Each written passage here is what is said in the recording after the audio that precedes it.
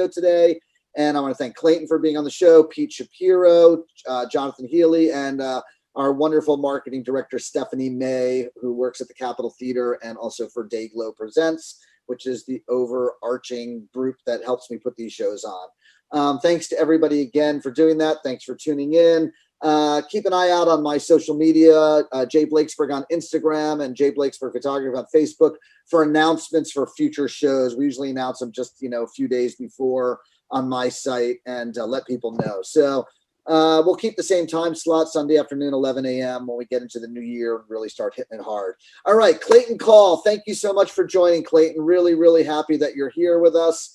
And Clayton is an old pal of mine. He's got a great story. He grew up in Long Island. He started going to concerts in 1966, even though he only looks like he's about 42 years old. He got tapped into rock and roll at a very early age. And I'm going to let him tell you about some of the bands that he saw, mention a couple, the Byrds, the Rascals, Vanilla Fudge, the Airplane, the Doors, Yardbirds, but I'm going to let him give you the list. He discovered LSD just after he went to Woodstock and did his first hit of Orange Sunshine, which changed his life. He was inspired by photography by looking in the pages of Rolling Stone magazine and seeing, Baron Woolman, who was the first Rolling Stone staff photographer, Annie Leibovitz, Jim Marshall, Robert Frank, Marilyn Mark, some really big, important names in photography and pop culture photography. He looked in the Village Voice to see what was playing around where he was, but also the photography there. And so, we're going to let him tell you a little bit about a school bus that he bought in a commune that he lived on in New Mexico in the early 70s. So everybody, welcome, Clayton Call. Thank you for joining us. Clayton, talk to me about some of those first concerts that you went to, how old you were, what years these were, and sort of what it did to your psyche and got you to where you are now in Oakland, California, with an incredible body of work with 250,000 photographs that you took, if not more. Whoa. Hi, Jay. Thanks for having me on. And I grew up in New York, a very exciting music scene in the 60s. The radio was amazing. My parents were into music, Broadway shows, singers, so I was around the house. I was totally hooked on rock and roll, from the Beatles on Ed Sullivan, and then the Byrds, one of my other favorite bands in the 60s. And I went to see them on my first concert with my friend and his older sister.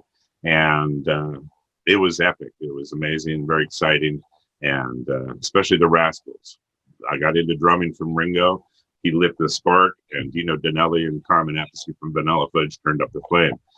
So I started to go out a lot in the late 60s to shows in New York, which were plentiful, either locally on Long Island at the Westbury Music Fair, or down the street at Island Garden Hockey Arena, or sneaking out to the Fillmore in the late 60s.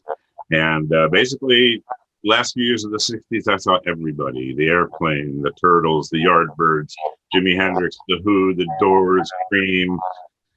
69 was insane. Led Zeppelin on their first tour, the band on their first tour, The Who before Tommy, Joe Cocker on his first tour.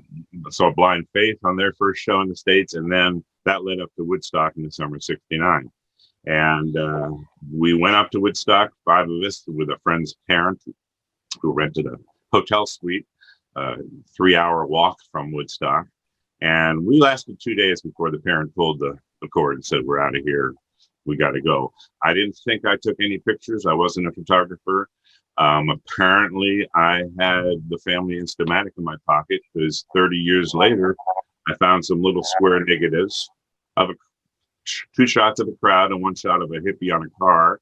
And I thought, well, I didn't take those. And then the next shot was my stepfather in the backyard with his golf clubs. And apparently, I just grabbed the camera and took 2 pictures at Woodstock. And that's what we have up here showing right now. It's killing me that I didn't take more pictures. But, yeah, your introduction. So tell me about, what were some of the bands you saw in 68? I think you had a list of. 68, I was mostly, I went to the Fillmore because it opened in 68. I'd sneak into the city. I saw the Airplane with H.P. Lovecraft, and I saw Janis Joplin with 10 Years After and the Staple Singers that summer. And then a couple months later, I saw Jeff Beck on his tour with Rod Stewart, with Albert King and Tim Buckley opening up. So these triple bills were insane that Bill Graham would do. Who was the Who playing with when you saw the Who there? The Who was 2 weeks before Tommy came out. There was 1 month, May '69, which was just astounding. The first weekend at the Fillmore, I saw Jeff Beck with Joe Cocker opening on his first show. The weekend after that was the band playing the second show they ever played. Third weekend was Sly Stone. I didn't have enough money to go see Sly. And then fourth weekend was the Who with Sweetwater and It's a Beautiful Day opening up. And it was 2 weeks before Tommy came out and 3 months before Woodstock. And then the weekend after that, I saw Led Zeppelin on their spring first album tour. And the Lady and Bonnie were at the bottom of the bill in classic Bill Graham style. He put Woody Herman and the Herd, the 40s big band, in the middle. And everybody loved it. People were very accepting back then. But 3 years later, they would have been booed off the stage. I saw Captain Beefheart open for Jay Giles in the early 70s, and they almost got hurt from the crowd in Lower East Side New York. Did not want to hear Captain Beefheart. Tell me about, so a few weeks after Woodstock, you dropped acid for the first time. I also started high school, which was, talk about opposites, Woodstock High School, just in a very uptight town. And so, yeah, my friends and I decided to experiment, and it made high school even more interesting. Excuse me? Was it life-changing? Slowly. It's like a big ship, slowly turns. And, I was already, marching against the Vietnam War. I was reading underground magazines like I magazine in the 60s and the Village Voice and the Berkeley Barb and things like that. So I was already kind of like a little bit woke. But yeah, no, it makes your brain see things in a lot of different ways. And music completely is a revelation. Obviously, it's really, that was kind of, I think David Crosby put it, once he got strung out on drugs, he goes, yeah, we used to do drugs to enhance the music. Later on, we did music to enhance the drugs.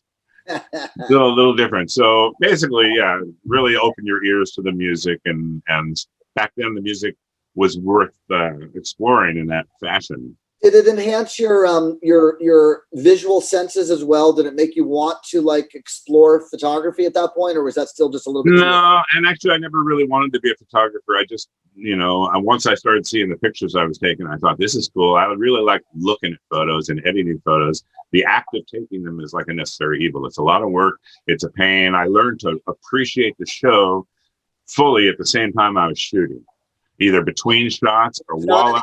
Not an easy thing to do but I started playing drums in junior high, and I was playing in high school.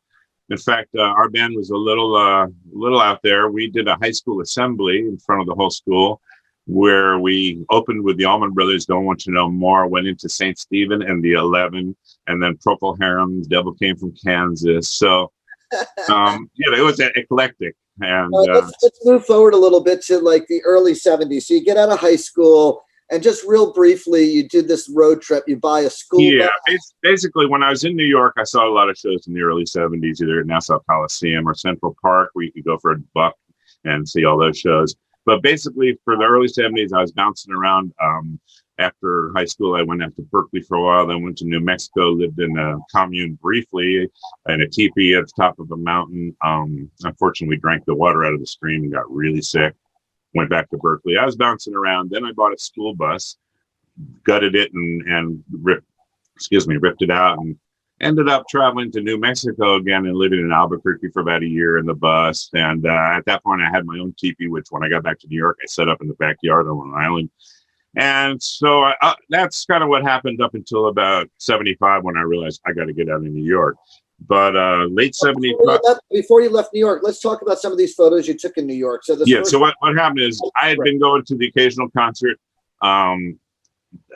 locally and in the city, and my mom bought a Pentax camera in the fall of 75, and I said, hey, Mom, can I borrow this and take it to the Todd Rundgren show? I was a huge Todd fan and seen him many times in Utopia. He was at the Beacon Theater. Took her camera there, got up to the front a couple of times, and there's a shot from the first role I ever took of a concert. The guys in the camera store gave me color slide film and told me where to set the camera and what not to do. And I got a handful of acceptable pictures. And when I went home and projected them on the wall and put on the Todd album, I went, this is really cool. So I kind of was hooked in that, the looking at photos. And so then I went back to the Beacon, saw Electric Light Orchestra and Boz Scaggs on a Silk Degrees tour, which one of the first good shots I think I took. I must have snuck up to the front row for a minute. And then the Calderon Theater down the street was a movie theater I used to go to see, like Planet of the Apes and African Queen. And in the 70s, they turned it into concert hall. And I saw, before I left for California, I saw Jerry there. I shot the Tubes and Roxy Music. And then I got out of Dodge and came to Berkeley to live in a house full of musicians from my hometown. Is the shot of the Tubes here that I have up now with Vince Welnick on keyboards, and is that taking it on the East Coast, or is this? Yeah, it's right before I moved to California. So the Tubes and Bebop Deluxe at the Calderon, became a huge fan of both bands. And in fact, my band started doing Bebop Deluxe songs. When I moved to California, we were doing a lot of prog and fusion and things. Right. What was the guitar player's name? Bill Nelson, right? Bill Stoner was one guy. Roger Steen was the other. Bill has left. And Bebop Deluxe, the guitar player. Bill Nelson. Deluxe. Yeah, Bill Nelson went on to become a producer, techno guy. So the first couple of years in Berkeley, I was in the natural foods business in the 70s, both in New York and out here. That's a long story, but I got a full-time job and I was living in a house full of musicians. So I was basically working and playing. I didn't get out much except to go see Jerry at the Keystone occasionally, a couple of shows. 77, I got the bus, figured out how to get over to Winterland, took this shot of Lowell George. If that's where you're at? Yep, I am. And got a decent shot in the crowd, 6,000 people without a real telephoto. I had a teleextender or some sort of thing. And then later, Moby Grape that year, free show. Is this a free show somewhere outdoors? In front of City Hall in San Francisco for NORML, the National Organization for Marijuana Reform. And they were doing some sort of a publicity thing. And so for those of you guys don't know, so this is Moby Grape. The guy on the left is Skip Spence, who is now deceased, and that's Jerry Miller on the right. And Skip was the original drummer for the Jefferson Airplane and was a founding member of Moby Grape, eventually became a schizophrenic living on the streets as a homeless person. Very sad story, but a brilliant songwriter. So this photograph, I've actually never seen a photograph of Moby Grape like this with Skip Spence. So to especially me, from that era. During the show, he looks a little spaced. During the show, there were times when there was a truck parked next to the stage with a ramp. He would wander off in the middle of a song, wander up the ramp and sit down in the truck and stare at the wall. So that's very, very, very interesting. Brilliant guy. But this might be the only photo that I've ever seen from the late 1970s of Jerry Miller. And he probably didn't last long in that incarnation. He was probably gone pretty quick. And then we have this famous drummer. Who's this famous drummer? He's a young cat, Clayton Call. And so I was at that point playing all the time with these guys. We had a big party up in the hills.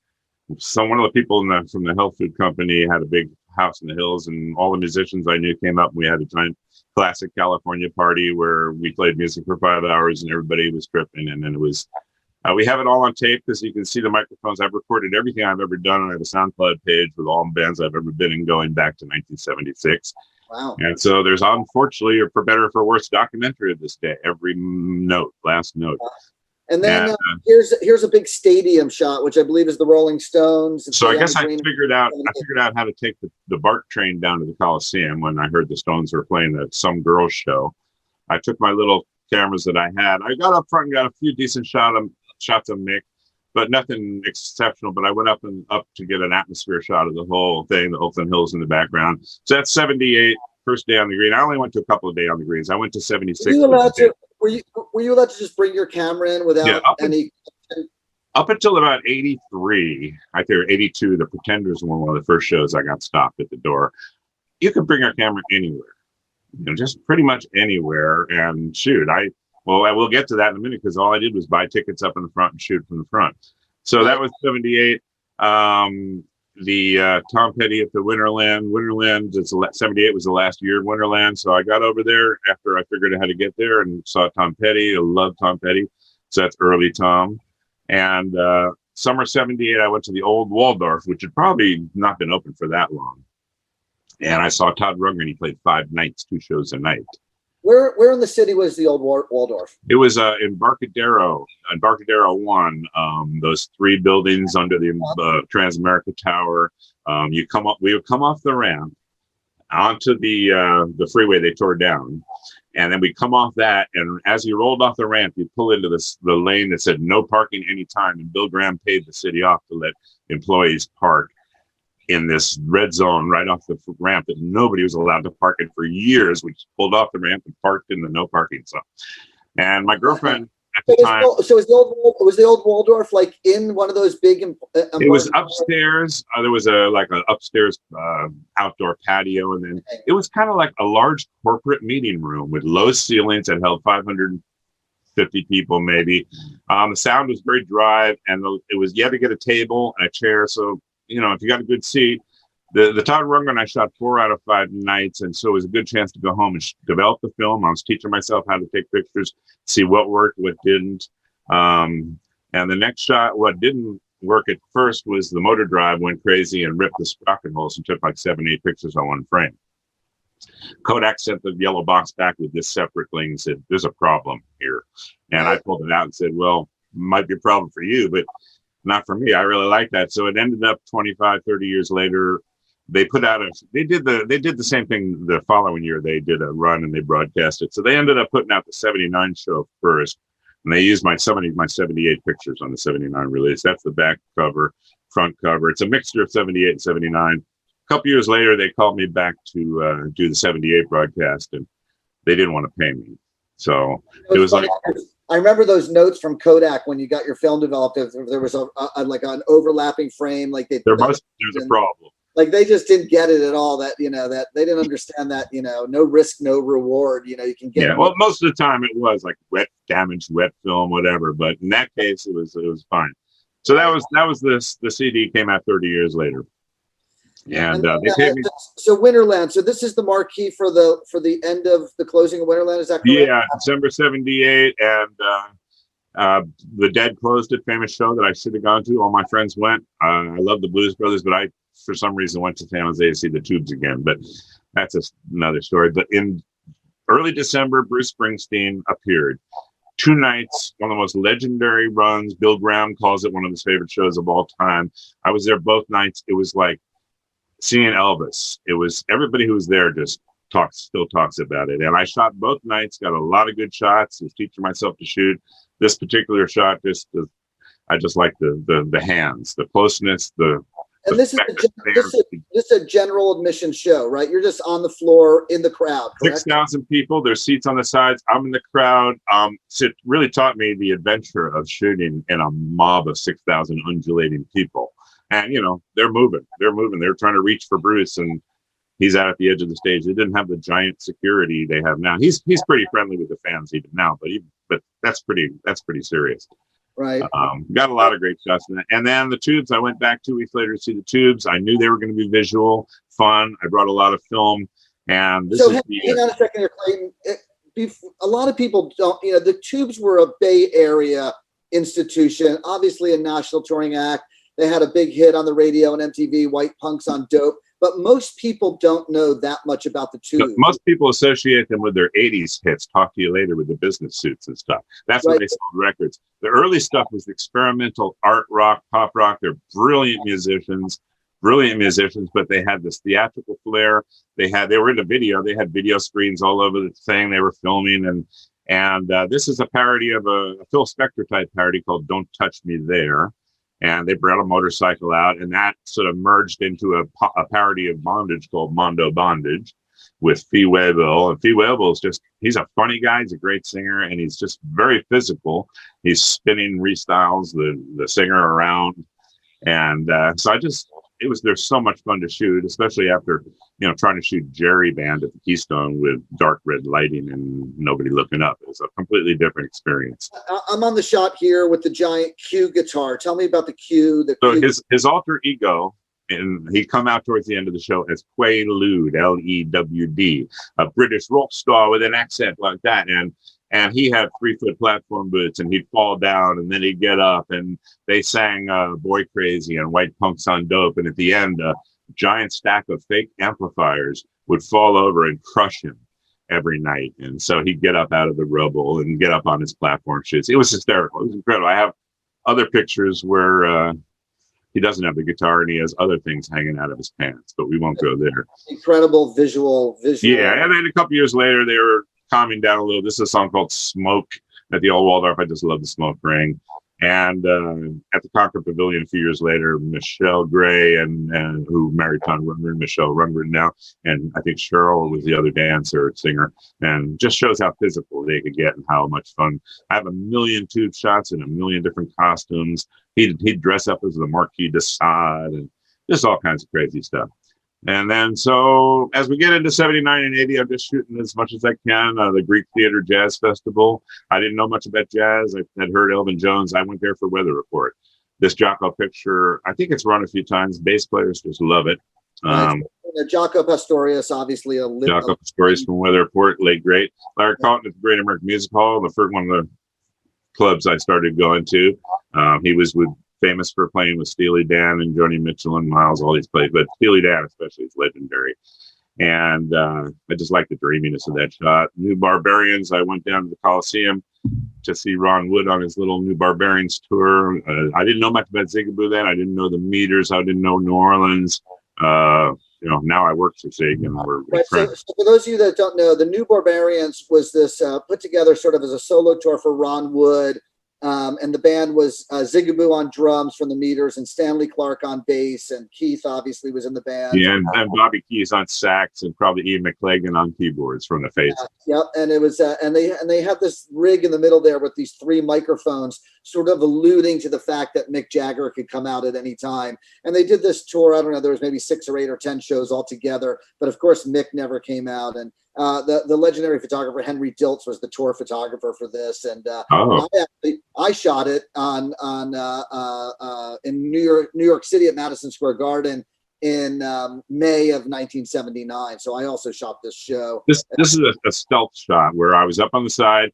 I told my friends, I'll be right back. And I went down and tried to do the kamikaze, go across the main floor, stop, kneel down, take a couple pictures, get up, keep moving, hope nobody notices you. So that's what it was a kamikaze stealth picture that came out. Same venue. Next shot of Springsteen and Clarence. This is where I get into series of just shooting from my seat. This is the 15th row of the telephoto. This shot's hardly ever. Some of my favorite shots that I've taken have hardly run, and other ones run all the time. So I don't understand. This one, I just love it. People seem to dig it. So the 15th row, where was the venue? The Oakland Coliseum, also, just like the New Barbarians. In fact, it's taken from about the same spot, except I actually had a ticket and wasn't crawling around trying to hide. I sat there, just shot from my seat. And then Jeff Beck, second row at the Greek Theater. You know, you can get, if you get up early and get on the phone or go down there, you can get good seats. Second row at the Greek for Jeff Beck. The Warfield, when it had seats, I shot U2, and that's like the second or first row up there when they had hair and when the Edge had hair. I went to the Cow Palace to see AC/DC, and one of the rowdiest shows I've ever attended. I was in this crush up in the front, being lifted off my feet, trying to take pictures and trying not to lose your equipment. You know, oh, where's my lens or something like that. It was pretty intense, combat photography. And except for this shot of him with his hair, none of this has ever run. A British company and a speaker company for Marshall cabinets used this shot once and paid me really well. But none of that stuff's ever run. Doobie Brothers at the Greek Theater, second row. They were filming for HBO. The lighting was magnificent. HBO used to run concerts. Earth, Wind, and Fire. What year is this Doobie shot? This is 82. So I'm still right when John McPhee joined the band. So he was brand new. Yeah, shortly that. Yeah, I guess it wasn't too long after he joined the band. Doobie Brothers were my very first concert at Madison Square Garden in 1975. I was in 9th grade. Ooh, and they were so good in 1970. They were always good. They've never been bad. Love the Doobie Brothers still to this So day. this was on HBO 30 years later. They put it out on DVD, and they used this in the cover montage and stuff. So most of my shots that I've had on album covers, DVD covers, magazine covers are all after the fact. Archive pictures. They say, "Oh, do you have a shot from this era or this show?" And I go, "Well, yeah." And or they use it, or they get it from my agent. But 82, The Who at the Coliseum, another one that was a GA show. That was a few years after that stampede where somebody got killed in Ohio, And this, for some reason, they played outdoors at the Coliseum with the Clash, and then 2 nights later they played indoors. And I remember I had a seat somewhere. Maybe it wasn't general admission, but I was trying to find a seat closer, and I was going up the aisle just as it was about to start. And I see Bill Graham come out of the crowd in the aisle. He looks at me. He just came up to me, physically grabbed me, and lifted me out of the aisle with my cameras. He didn't say a word. It was really in it. I saw Bill come, and I went, "Oh!" And he says, "Boom!" He moved me. So then we get to your first really, really great shots of the Rolling Stones. And this is the 80. Probably my only shots. I shot them on assignment later, but I was on the platform in '89. I didn't get good shots. These, I went 2 nights, 2 days, October 17th, 18th, something like that. I'm not good at writing stuff down back then. I wasn't good at it at all. And so I didn't write down which days were which. Now, this is a classic 2-day run where one day I went and took photos. The other day I went with my girlfriend, and we both dropped acid. And I took pictures both days. I don't remember which is which. So it's 50-50 chance that some of these were taken on and some of them weren't. I don't know. I was in the crowd. Most of these are a medium telephoto with a lot of cropping, maybe a 200 millimeter. I was totally out in the crowd. Everybody I know shot this show, but most of them had photo passes and I didn't. And what I like about Jagger, I like pictures of Jagger, and I think about him compared to Bruce Springsteen. And they're both incredible to shoot. The incredible poses, but Bruce is a natural. You get him with this incredible smile, incredible pose. It's pure Bruce. It's natural. Jagger, I'm convinced, is pretty much a poser. Every great shot I've gotten of Jagger, I think it's calculated. You know, it's like he's just a poser. And then the water shot, I love that just because the trajectory of its way everything's frozen, but it implies motion of the water. You know, if you're on the bucket shot. And did you go to these Dead Kennedy shows at the Keystone? No, I wasn't into the Dead Kennedys. You know, back in those days, I was shooting a lot of local bands like Greg Kinn, and then eventually like Huey Lewis and Chris Isaac. I have more pictures of Chris Isaac, Huey Lewis, and Greg Kinn than anybody. But there you go. This is just the last. I don't know. I think I just took I didn't go the last night. I don't think. Maybe because Greg Kinn was playing. Maybe you took it at a show where. I think it's because at that point I might have still lived in Berkeley. I was working in Berkeley. I worked a block from the Keystone in Palmer's Cameron. I could have been on my lunch break. Who knows? When I took this picture. The Keystone towards the end had a lot of new wave bands and Fusion and Squeeze, but they had icons like Albert King and James Brown and Chuck Berry. This is Chuck Berry at the Keystone Berkeley. I didn't use this shot for 40 years because it was a new wave bass player with white hair behind him. And eventually I took him out when I got Photoshop and made the picture work for me. I just like that. I have other shots from that show, but that just shot something about the look on his face. This is the Berkeley Square, which is a very famous East Bay venue that had a lot of legendary shows. It's about a mile down the road from the Keystone. It's on the same street. University Avenue in University Avenue. And legendary booking agent Michael Bailey, who has been booking the Fillmore in San Francisco for the last 35 years. This is all pre-Fillmore. What's that? This is all pre-Fillmore before Fillmore, absolutely. I mean, I saw some great shows. I saw the Butthole Surfers here, Adrian Ballou. I saw Michael Franti and the Beatniks in the late 80s at the Berkeley Square. And I used to shoot a lot of local bands. Well, here, the next shot's one of the owners, Victor Ratto, one of the greatest guys ever. He's fantastic. He's no longer with us.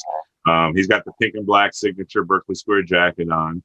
And shot a lot of bands like Chrome Dinette, Circus Music, Voice Farm, Our Daughter's Wedding, just hundreds of them. This band here is Chrome Dinette? Chrome Dinette, very popular band. And the guitar player is English, Adam, and Chris, and the drummer were American. And they're kind of poppy new wave, Police meets something. I forget what they did, but they were very popular, played a lot. I worked for them in a few different fashions, photography, drum tech.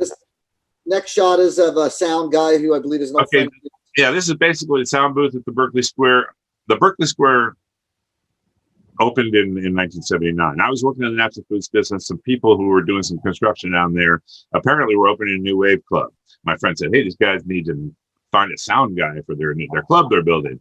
I had just met Bob Mccarthy recently. I was hanging out with him. He worked for FM Productions, Bill Graham's production company, and was familiar with John Mayer and McCune Audio.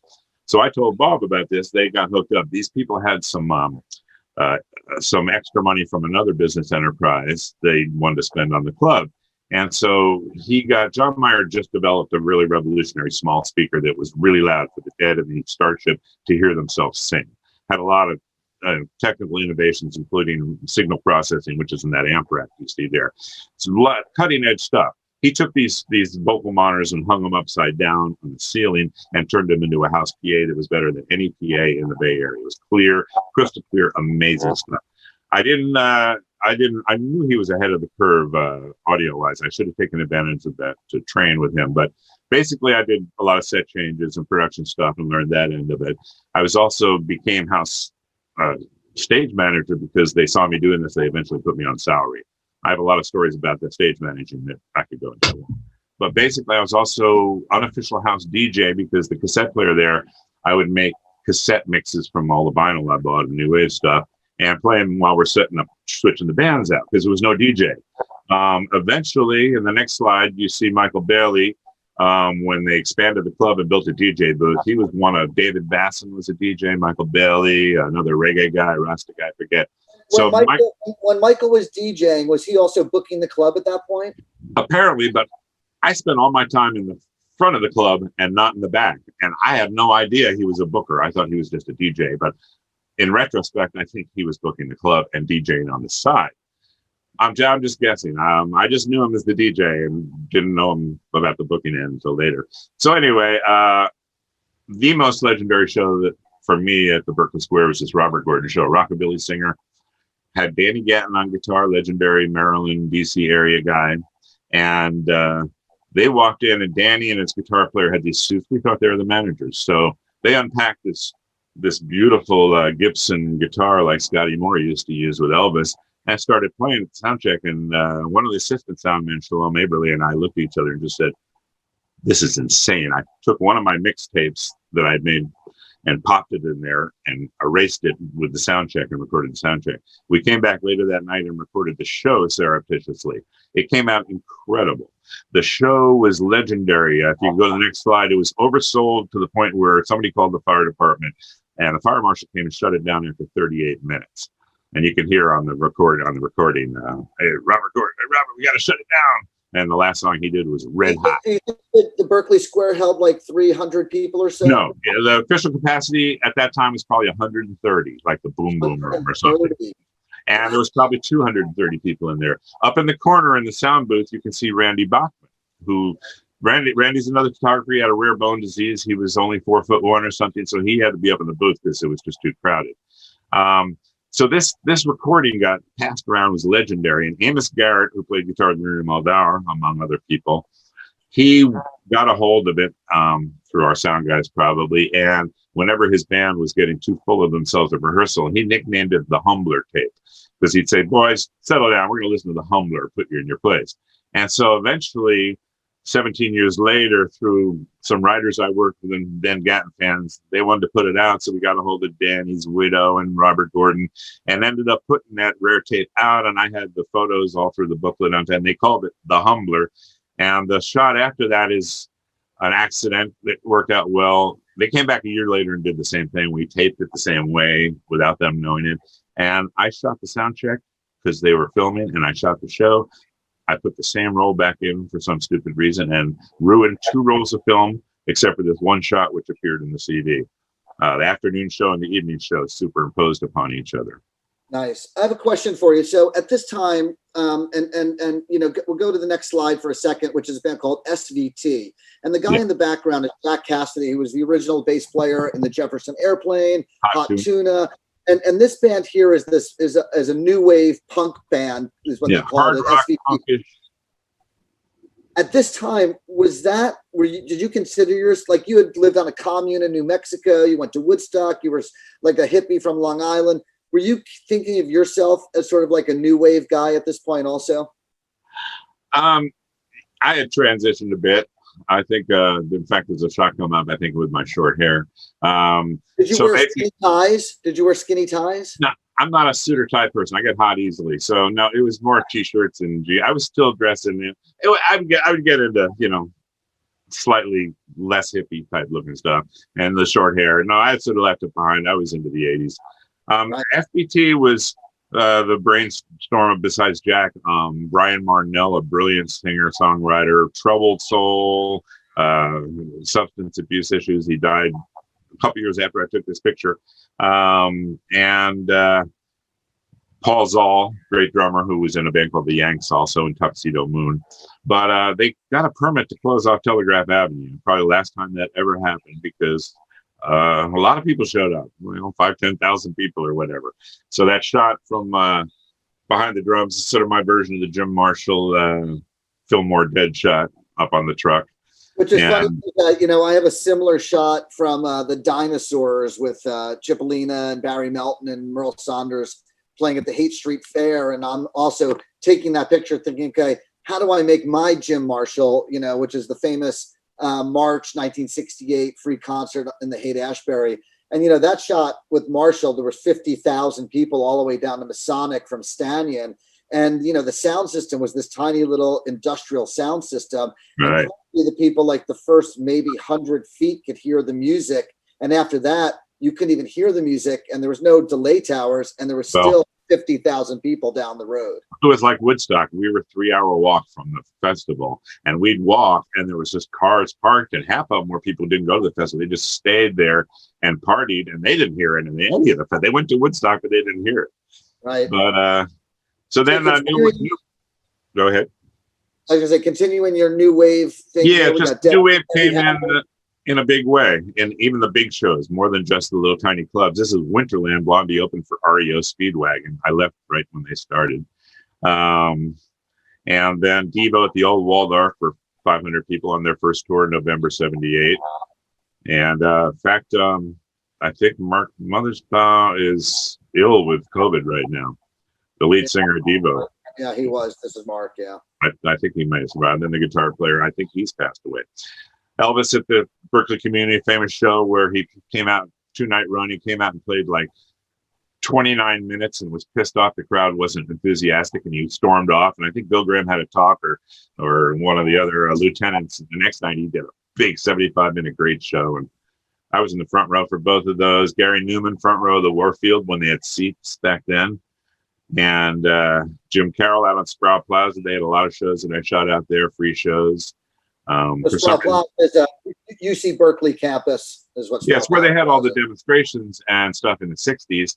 And then later on, they'd have concerts there. Talking Heads played a famous show in 78. I was going to say, did you shoot the Talking Heads show? I can't remember even being there. If I was there, I would have had a camera. So I have a funny feeling I wasn't there, or there'd be something. Some of those photos from that show. I can't remember who they were. David Gans used a bunch of them in a book that he did on the Talking Heads from that show. So those photos exist. I don't know who took them. No, there was a few people out there, a few local photographers. I've seen the shots. And actually, I think the show was not 78. It was 1980 because it was the big band with Adrian Belew and all those guys. No, and they played. They didn't use they played the big band at Zellerbach in 1980, but they didn't do it. Okay, this is just the four of them. You're right. This is 78. Right. It was the day Mayor Moscone and Harvey Milk were assassinated. So the buzz in the crowd was the mayor just got shot, and they went into Psycho Killer.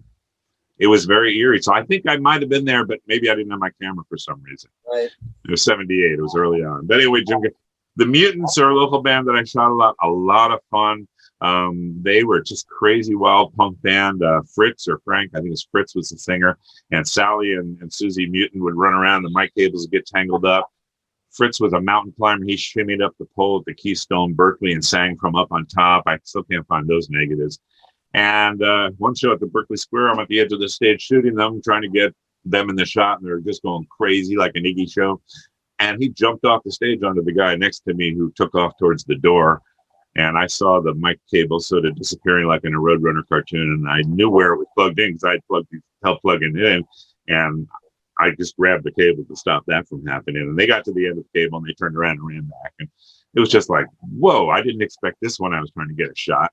But so the Mutants are fun. I love it. And they're back together now. Oh, really? They are now playing again. The other thing that's great about this photo of the Mutants is the sound system in the background, just so indicative of how low tech rock and roll really was, and how nightclubs didn't have, lighting, and they didn't have sound the way that it is now. The curious thing about this is I have shots of the whole room and stuff. I can't recognize it. I thought, is it California Hall? Where is it? I've sent this to people in the Mutants and stuff. Nobody can remember the venue or what. They look at it and go, I don't recognize it at all. It was either UC Berkeley or San Francisco, but that's neither here. There's a lot of things I can't figure out anymore. Then there's Iggy. Iggy was one of my favorite subjects because he was crazy, unpredictable, jumped around the stage and spasmodic stuff. It was really action photography, and the crowd was as rowdy as the music. There was one show at the On Broadway, which may have been this one, where there was a girl next to me in stiletto heels. I wear sneakers when I'm in my 20s, and she kept landing on my left foot with her stiletto heel. So I had to shoot while kind of like deflecting her from stomping on my feet. It was worth it because I got a couple of great shots, like the one with the microphone in the mouth. I love that one. That's just classic Iggy. Sound man's nightmare. The worst thing you can do to a microphone for feedback. Opening for the Police on Halloween with the bottle and the cigarette. And that last shot, Iggy, is just one of those calm. I have a few of Iggy where it's like the eye of the hurricane, the calm. Everything else, like in a movie when the slow-mo goes in on the dance floor and the person's frozen there. It's just this tranquil moment in the middle of an Iggy show. And also because he doesn't wear a shirt, and these days it's pretty horrible to look at. Back then, he was buffed. But these days, not so much.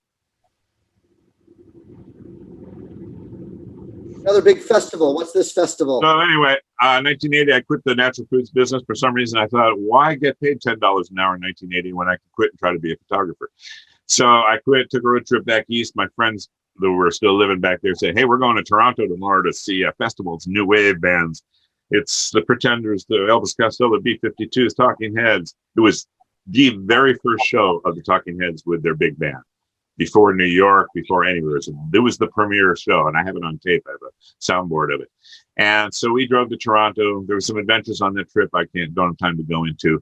But the only shot I'm showing from that is my favorite one is the Cindy and Kate from the B-52s up there with their bouffant hairdos and stuff. So love how young they are and whatnot. So at this point, you're trying to figure out your place in the script, how to make money. Here's another shot of you on drums. What is this particular? So at this point, I'm playing in 3 different bands, bar bands. I cut my hair. I'm playing a lot of new wave, playing the Berkeley Square and the Mab and the Palms on Polk Street, an old club that's long gone, International Cafe in Berkeley. Some of these little dives that everybody played at. And one of the guys in one of my bands, 2 of the guys in one of my bands were street vendors selling handmade belts and T-shirts on Telegraph Avenue. So I thought, well, gee, why have a full-time job when I can sell pictures? My rent was $105 a month. I printed this stuff in the bathroom in my own dark room. The materials were pretty cheap. I sold the pictures $5 mounted, 3 for $12.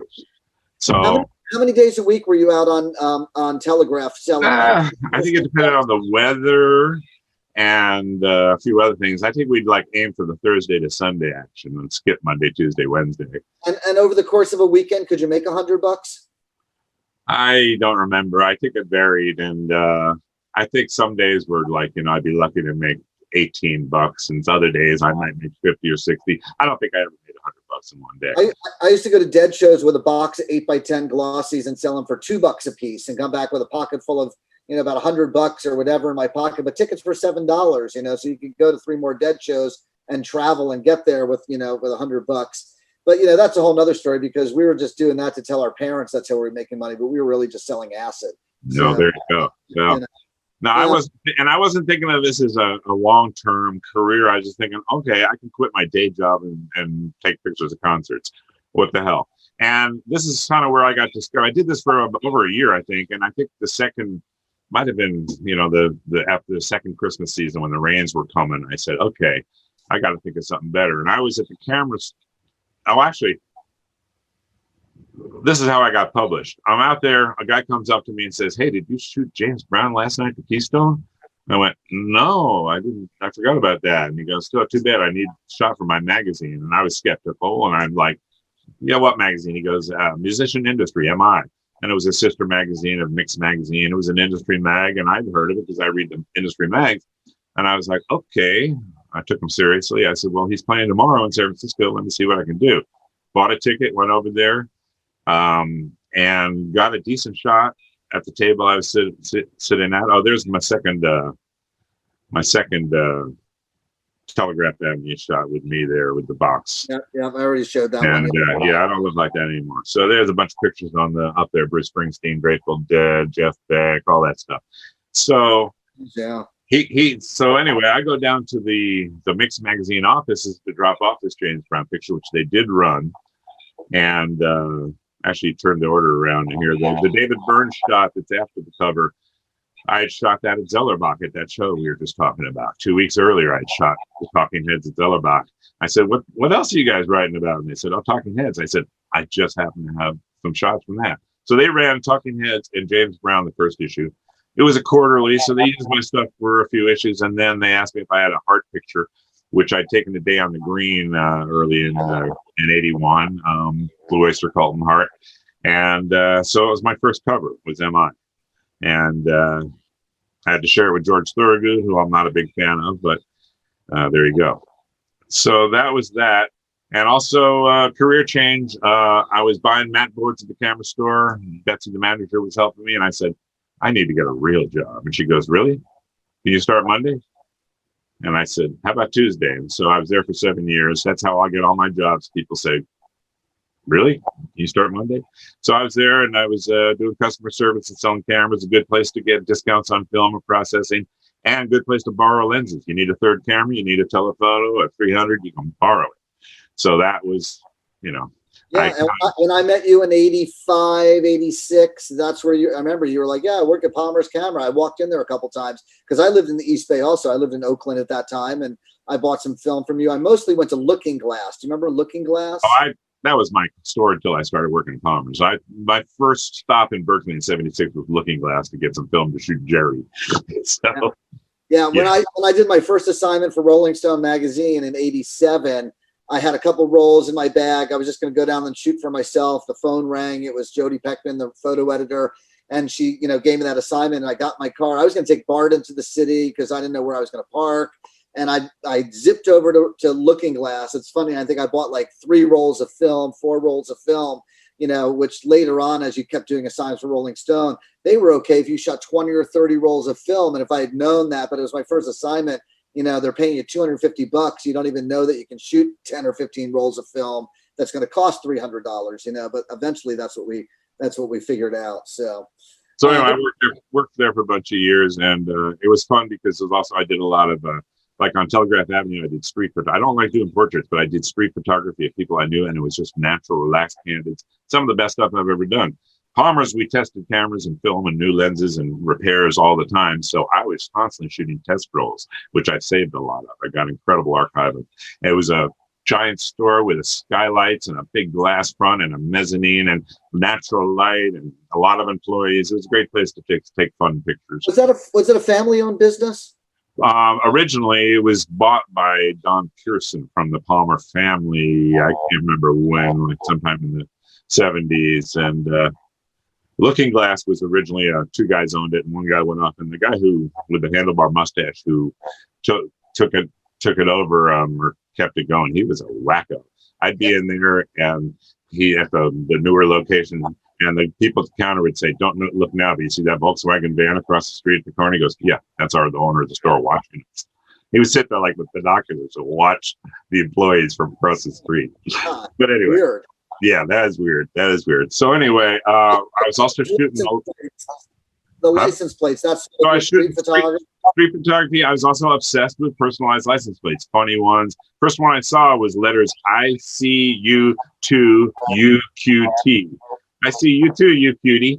So, things like that. I'd shoot that, Le What by Le Car. And and then banned stuff like Dire Wolf for the Dead. But the thing is, these license plates came in handy because the 82, 83, 84 expiration dates means if this license plate was on a random roll, a concert roll, I knew that that roll is from 83 probably because of the expiration on the license plate. So that saves my... Good stuff. All right, so now you're back to the Grateful Dead, and this is Right. Spartan Stadium in April of 79. Which was the very, very first show that Brent Midland ever played with the Grateful Dead. That's right. And my Grateful Dead years, my glory years, were my first show was in Central Park Band Show in '69. I was at some what they call iconic shows. I was at the Phil Maurice 21470. I was at the Manhattan Center when they were recording parts of Skull and Roses. I was at Watkins Glen, Roselle Stadium, just insanely great Dead shows.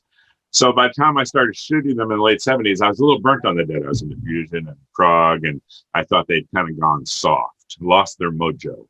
But this show kind of restored my faith for a while because it was great, and Brent was great, and it was a wonderful day out in Spartan Stadium. And I didn't get a shot of Brent from where I was standing, but it was a great day. And then this is all pretty much chronological. 79 New Year's at Oakland Auditorium. Balloon Shot.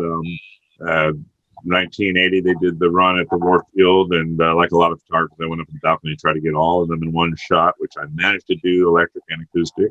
It's a miracle. Yeah, Greek Theater 81 with Parrish. I don't know if you're up to that yet. That's just one of those. I love daytime shows because the lights don't go down between songs.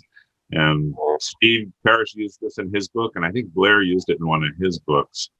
I shot the Dead a lot. One of those iconic shots of Steve Parrish that's been out there.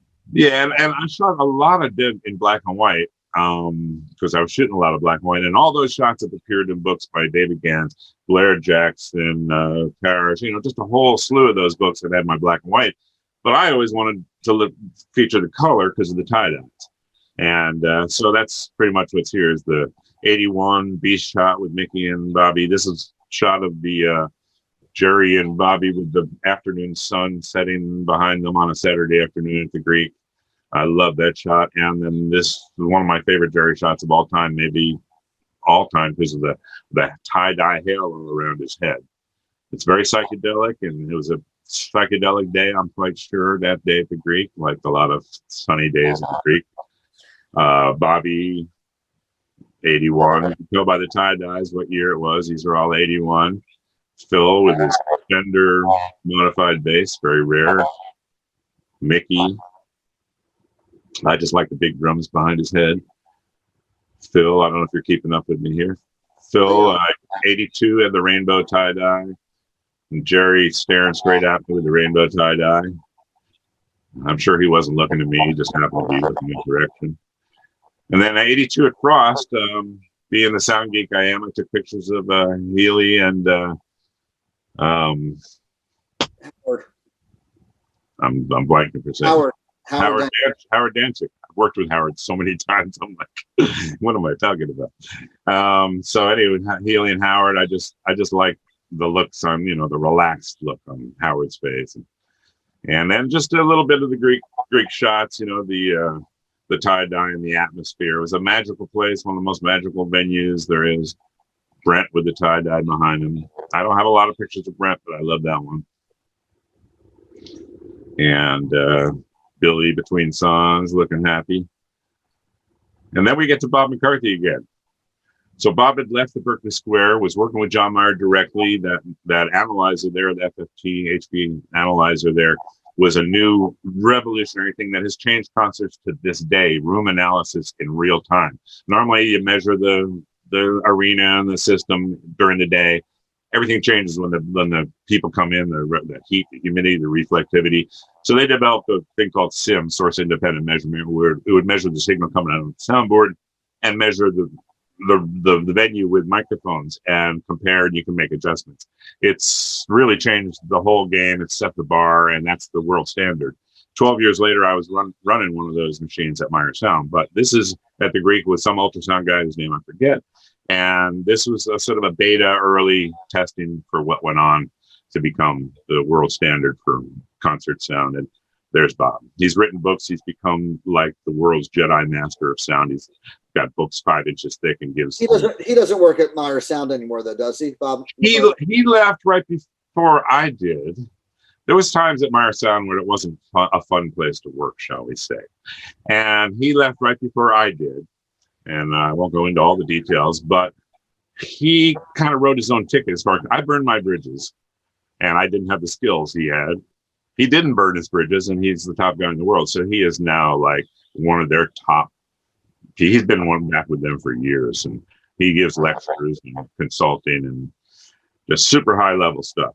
84, they didn't spend much money on the backdrop, obviously. Low budget. New Year's 84 at Civic Center, San Francisco. Some balloons. 85, their 20th anniversary. And, you know, you get up to 86 with a beautiful lightning bolt coming down on Jerry's head. And Jerry's looking good there in 86 compared to 84. And Phil, why he wore short shorts with black socks, I just don't know.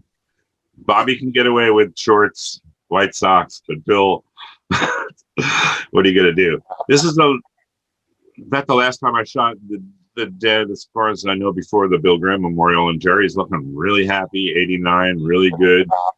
And then the 91 at the Bill Graham Memorial in Golden Gate Park, Jerry's not as happy. And of course, there's Vince Welnick, who was in the Tubes way back when we first started shooting them, and now in the Great. Right. Very much into that. And then we get to the late, great Stevie Ray Vaughan, which I know you have a long history with, and you did a lot of amazing stuff. And this particular shot, I believe, is at the Keystone in Berkeley. Is that correct? Yeah, the first time I shot him was 83. When in August 83, he did. Keystones had 3 clubs, so they had booking power. They could book people in 3 different clubs, and so they'd have some clout financially. So I went to the Berkeley one, got right up front, lost an incredible amount of my hearing that night. It was one of the 2 or 3 shows I can trace back to major damage, and I was stuffing Kleenex in my ears. But I was right up front, as you can see. I got a lot of shots. I used a lot of flash, but the shot of him spinning his guitar in the air during Third Stone from the Sun, that's been used over the years by Fender Musical Instruments in their catalog, because the amplifier is the Vibra-Verb, and famous vintage amp, and so they've been using this shot to sell the Vibra-Verb for years. Is that the shot where he's kneeling down and he's holding a guitar? Is that the one you're talking about? No, it's right before he's standing on the guitar, and then before that, he's spinning the guitar in the air by the strap. Right, that's the one I'm on. Yeah. And that's been used by Fender a lot, even though the amp's not featured. They use that shot. And then the next shot's the same song. No, I got it, Clayton. I also want to point out that these shows with Stevie Ray Vaughan at the Keystone in Berkeley, Palo Alto, or the Stone in San Francisco, which was the 3 clubs you mentioned, these are 500-seat clubs. This is Stevie Ray Vaughan at the peak in a 500-person club. Like, to me, like, as a photographer, I always was like, you know, to be able to shoot, like I shot Jane's Addiction at the I-Beam in San Francisco on Haight Street and Soundgarden, and to be able to shoot these small bands that are legendary today in these small venues is just such, I think, so important to the whole historical aspect, you know? U2 played the Old Waldorf on their first show for 550, 600 people. Drummer in a band I worked with came back from that show and said, I just saw U2 and they're going to be as big as the Beatles. And we just laughed at it. Oh, yeah. Right. So there you go. Right. So anyway, standing on his guitar, I took a picture of his amps, which turned out to be good because guitar player later years would say, hey, do you have any pictures of the amps? And I'm a gear freak, so I sure do. And cock up a pavilion with the cigarette. So then in 84, I shot him 3 times, and we did a big spread in Guitar Player magazine because Dan Fort from Musician Industry, he was originally a guitar player. He went back to a guitar player. Bruce Dancis, the assistant editor, went to the Bay Guardian. So Guitar Player did a big spread on Stevie Ray Vaughan. They used a bunch of my photos. So I guess their management noticed my name. I think they must have called me up because he was playing in 85 at the Greek, and he had been made an honorary admiral in the Texas Navy. So during Fleet Week, there was an aircraft carrier in port. They wanted to make him an honorary admiral in the U.S. Navy. And so the sailors had been at sea for 7 months. The stage is on the dock. I'm in the pit. He's going to be piped up the gangplank. onto the stage by the color guard. Those sailors were so drunk, they all had so many beers that they surged forward, knocked down the gangplank, and the photo pit started to crush. And I jumped on stage to avoid getting crushed. So I'm standing there on stage, which turned out to be a good spot. He came up the back instead of up the gangplank. And that was the shot that they hired me. So his management hired me to shoot this. And then while I was on stage, the next couple of shots were good advantage instead of shooting up into his face. With that hat, it's always a nightmare. I just sometimes just forget about his eyes, like they don't exist. And then that's with the Bay Bridge lights behind him. We're out on Pier 32 with the Bay Bridge lights behind him. And then a little later, Guitar Player used that shot on their cover, which is, I think, the only cover I've ever had on Guitar Player, probably. And then the last shot of Stevie Ray Vaughan is 89. You shot that show. We were in the pit together. And this is December of 89. It's the only time I shot Stevie Ray Vaughan. And I was telling you the other day that they hired me to do a backstage shot of, it was the last show of the tour, a backstage shot of Stevie Ray and his band, Jeff Beck and his band, and all the crew. And Bill Graham is in the photo also. And then, of course, both Stevie Ray Vaughan and Bill Graham both died in helicopter crashes within 2 years of each other, within 2 years of the photograph, really. Right? And on that tour, they were alternating who headlined. And most of the shows on that tour, they jammed at the end of the show. And I wanted that shot so bad, those two. And then we got the word, oh no, Jeff Beck's got to do the Johnny Carson show tomorrow night. And he's gone. He's left the building. So that was but you know who jammed with Stevie Ray that night was Carlos Santana. But with a 3-song limit, I was not allowed to shoot that. Yeah, but I had a pass, so I got the shot of Carlos and Stevie Ray jamming together. And Carlos used it in his biography, my shot. Oh, so there you go. I've had so many regrets over shots that I've missed. The FMOA, whatever, fear of missing out. And that's kind of what this is retroactive fear of missing out, my obsession with documenting this stuff. Because I don't have a lot of fantastic stories about each picture, but mine's just like the story of my musical journey, which just sort of happened by accident. And I happened to document it almost by accident. I didn't plan to be a photographer. It wasn't my goal. I didn't go I'm self-taught. Most of the photographers that I know locally went to school for it and are much better. It's like my drumming. Most people I know are much better at photography or drumming than I am, but I have my niche. And, there's a lot of photographers, like yourself and my friend Stu Brennan and who else? It's just, I want to give a shout out before this is over to a couple of my fellow pitmates. But where were we? All right. So we're at Spinal Tap, which is sort of a transition point for you, because at this point, you had connected with the MI magazine, and now you had connected with BAM magazine, the East Bay Express, which was a weekly newspaper in the East Bay. The East Bay Express did 2 or 3 reviews every week, full page, 650 words with photos. So there would be 2 or 3 photographers going out every week, and there was a lot of stuff shot. Nowadays, they don't do reviews at all, ever. And so the other thing that's interesting, and I know you did a million assignments. So, in the mid 80s, you were on fire. You were shooting 3, 4, 5 times a week for the East Bay Express, for BAM, for the San Francisco Bay Guardian. I want to point out that these assignments back then paid about $25. And that included all of your expenses. So if you had to drive to a venue and park in a parking lot for $10, that $25 had to cover that.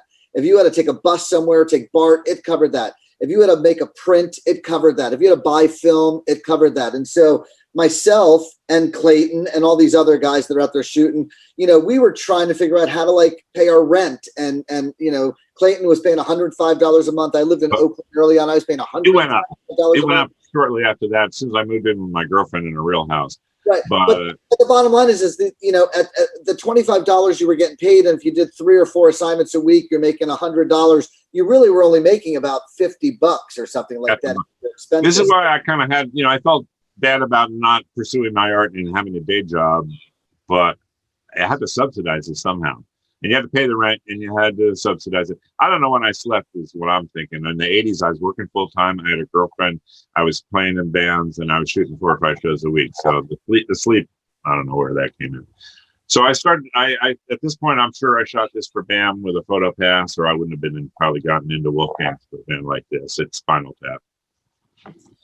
All right, so let's keep going here. So we got Spinal Tap, and here's Todd Rundgren in a recording studio with the Tubes. So yeah, they Tubes were recording Love Bomb. Todd produced it. They sent me down there. It was another one of these, 90-second photo sessions.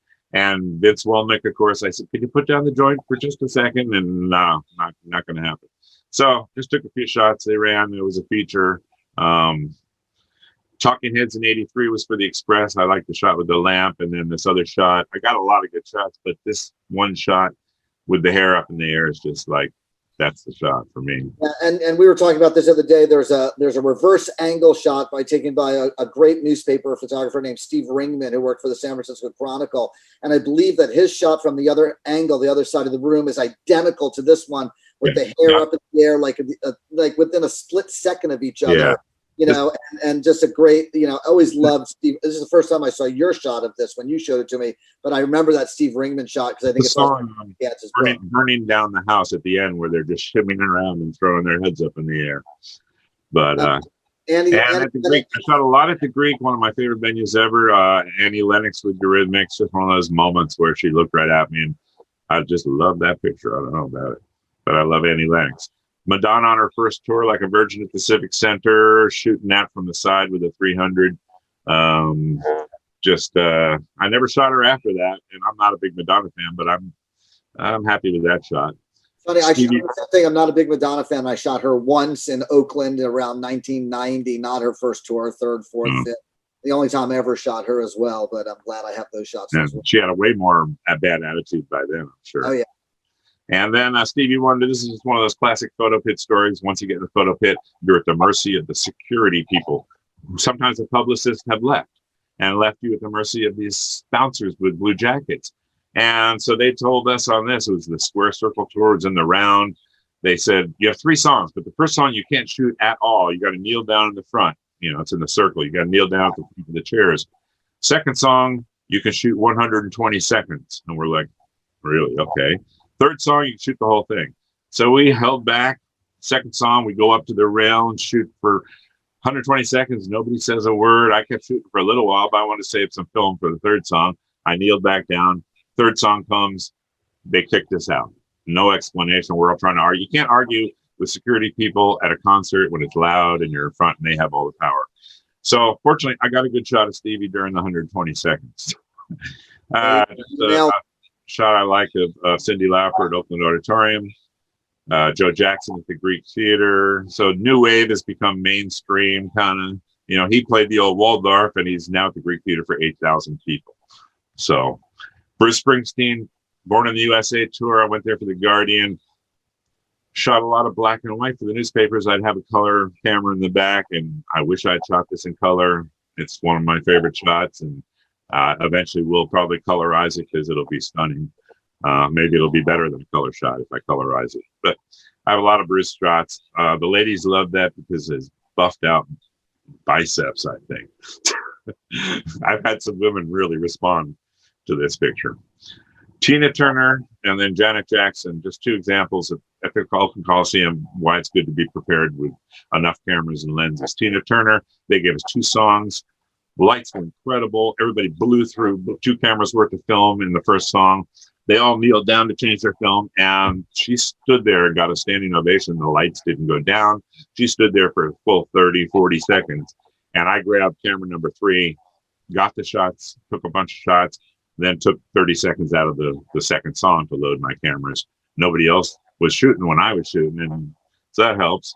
Janet Jackson, the pit had about 6 photographers in it. There was about 5 footlights along the edge of the stage. The lights went down. 5 dancers came out, kneeled down in costume right in front of the footlights. There was one right in front of me. The lights came up. Turns out the dancer in front of me was Janet Jackson, 5 feet in front of me, and I had telephoto lenses out. I thought, oh my God, how long do I have to get this shot? So I grabbed the other camera, had 50 on it, just to have, which I normally wouldn't have had. And I backed up, and there was a 300-pound security guard in the pit, and I didn't have time to discuss it with him. I just pushed and pushed until I got the frame and took a couple shots and then said, sorry. And he was big too. I was like, okay. And there you go. Because it's better than all the shots I took the rest of the show, or the 2 songs. Paul McCartney at Memorial Stadium up in UC Berkeley. He was just coming back after a few years off with his band. I lived briefly about 8 blocks from UC Berkeley with my bass player. I got an assignment from the Guardian to shoot it. But the first night... Did you go to the press junket that they did before the second... No. Before the show started, all the photographers met at the side of the stadium, and Paul, Linda, and the band came out, did a photo op, shook some hands, talked to the media like 3 questions, and then left. And I have pictures of that, like literally. I went the wrong night. We met at the side of the stadium, but there was no Paul, no Linda. Yeah, they came out and met us. I have pictures of that. That's insane. But the first night, it was a 2-night run. The second night, I had the photo pass. The first night, my bass player and I, we lived near campus. We both dropped acid, went up there. We had great seats, and it was a fantastic show. And then the second night, I'm sitting there 12 feet away from him, and he kept looking at me, even though there's like 28 photographers. I don't know. I got a lot of shots of him looking right at me. I don't know. It's also a famous David Singer poster, famous poster artist from the 60s and 70s, Bill Graham. He did the poster for the show, which I actually have framed here in my office. There you go. And just shot of you two. I did to the Express at the Coliseum. I like the composition, the angles. And stuff. Yeah. Bowie, I shot this. I got a photo pass through BAM. There's shows I wanted to shoot that just to get art file shots. They weren't doing a review. It was at Shoreline, which I hate to drive all the way down there. And the lighting was kind of harsh. 3 song limit, but just this one silhouette shot. Never run anywhere. When he died, never used for obituaries. I've always thought that somebody ought to use that shot somewhere. Great shot. Amnesty International in '88, you were there. I remember you there, and we were on the platform in between. They put us in a holding tent, and then they'd lead us out there for an act. And I remember looking at the crowd and going, God, I wish I had a 20 millimeter, and I'm standing next to Ken Friedman, who was one of the few people to shoot Canon besides me and Steve Jennings. I said, hey, can I borrow your 20 for a second? So I just slapped the 20 out and took that shot. And I just redid my homepage on my website, and I used that shot as the shot. Then the Express started sending me, because of the great writers like Dirk Richardson, Lee Hildebrand, Larry Kelp, things like that, started sending me to just all kinds of shows, reggae, world music. I shot every African musician and Caribbean, the Mighty Sparrow from Trinidad, and a lot of jazz. There's Tito Puente, Bunny Wailer, the reggae legend, Tito Puente, Miles Davis at the UC Jazz Festival in '86. That's only been used once or twice. One of my favorite all-time pictures I've taken, because he had his back turned to me most of the time. He only turned around for like a second or two. He was pretty bad to shoot, like Neil Young. Turned his back and huddle over. And Joe Pass at Yoshi's. And this was the antithesis of the rock and roll experience. I'm in a club, kneeling down between tables on a stage that's 1.5 feet high with no drummer. The click of the camera was louder than the music. So you had to wait till the applause or for a loud passage or something. It's like with comedy. When I shoot comedy, I had to wait for the laugh. You couldn't disrupt the punchline. As soon as you hear the laughter, then you take the shots. When you started shooting jazz, were your tastes in music also changing to really start to dig all this stuff? And were you also shooting this? I know you were on assignment for a lot of it, but were you also like a fanboy? No, a lot of jazz went over my head, even though I realized after seeing jazz guys like Max Roach, the next picture, that all the great 60s drummers, except for maybe Keith Moon, worshiped the jazz guys. John Bonham worshipped Buddy Rich, and all the Mitch Mitchell worshipped Elvin Jones, and you listen to that stuff. And I'd been playing Allman Brothers songs and stuff, and realized Butch Trucks was a jazz guy. Bill Kreutzmann had jazz chops like crazy in 72, 73 when they're jamming out on Eyes of the World stuff. That's jazz. And his drumming had so much jazz in it. So I started to get the connection, and I started to dig deeper into jazz. And then going to the Yoshi's and the UC Jazz Festival, then eventually down to New Orleans, birthplace of jazz. This is a Max Roach, and you could get a table right in front and be 5 feet from the drummer, or on the side of the stage and shoot Tony Williams. And Kimball's East, the jazz club in Emeryville, was a bigger supper club style. And they had a bigger stage, and the the tables did not go right up to the edge. So I didn't have to kneel down behind somebody and shoot through somebody's table. I'd be right up in the front, but I'd be shooting upwards at a steep angle. So I had to make that work. Hugh Masekela, wait till he gets his hand away from the trumpet. I ran across that. I was watching TV, and there was a Return to Graceland TV special, Paul Simon going back 20 years later, and they used that shot from Emeryville to illustrate Hugh Masekela. Dizzy Gillespie at Kimball's, he played there a few times. I never wrote down years. I don't know, it's 91, 92, 93. A lot of jazz and new and punk rock. I just didn't write anything down.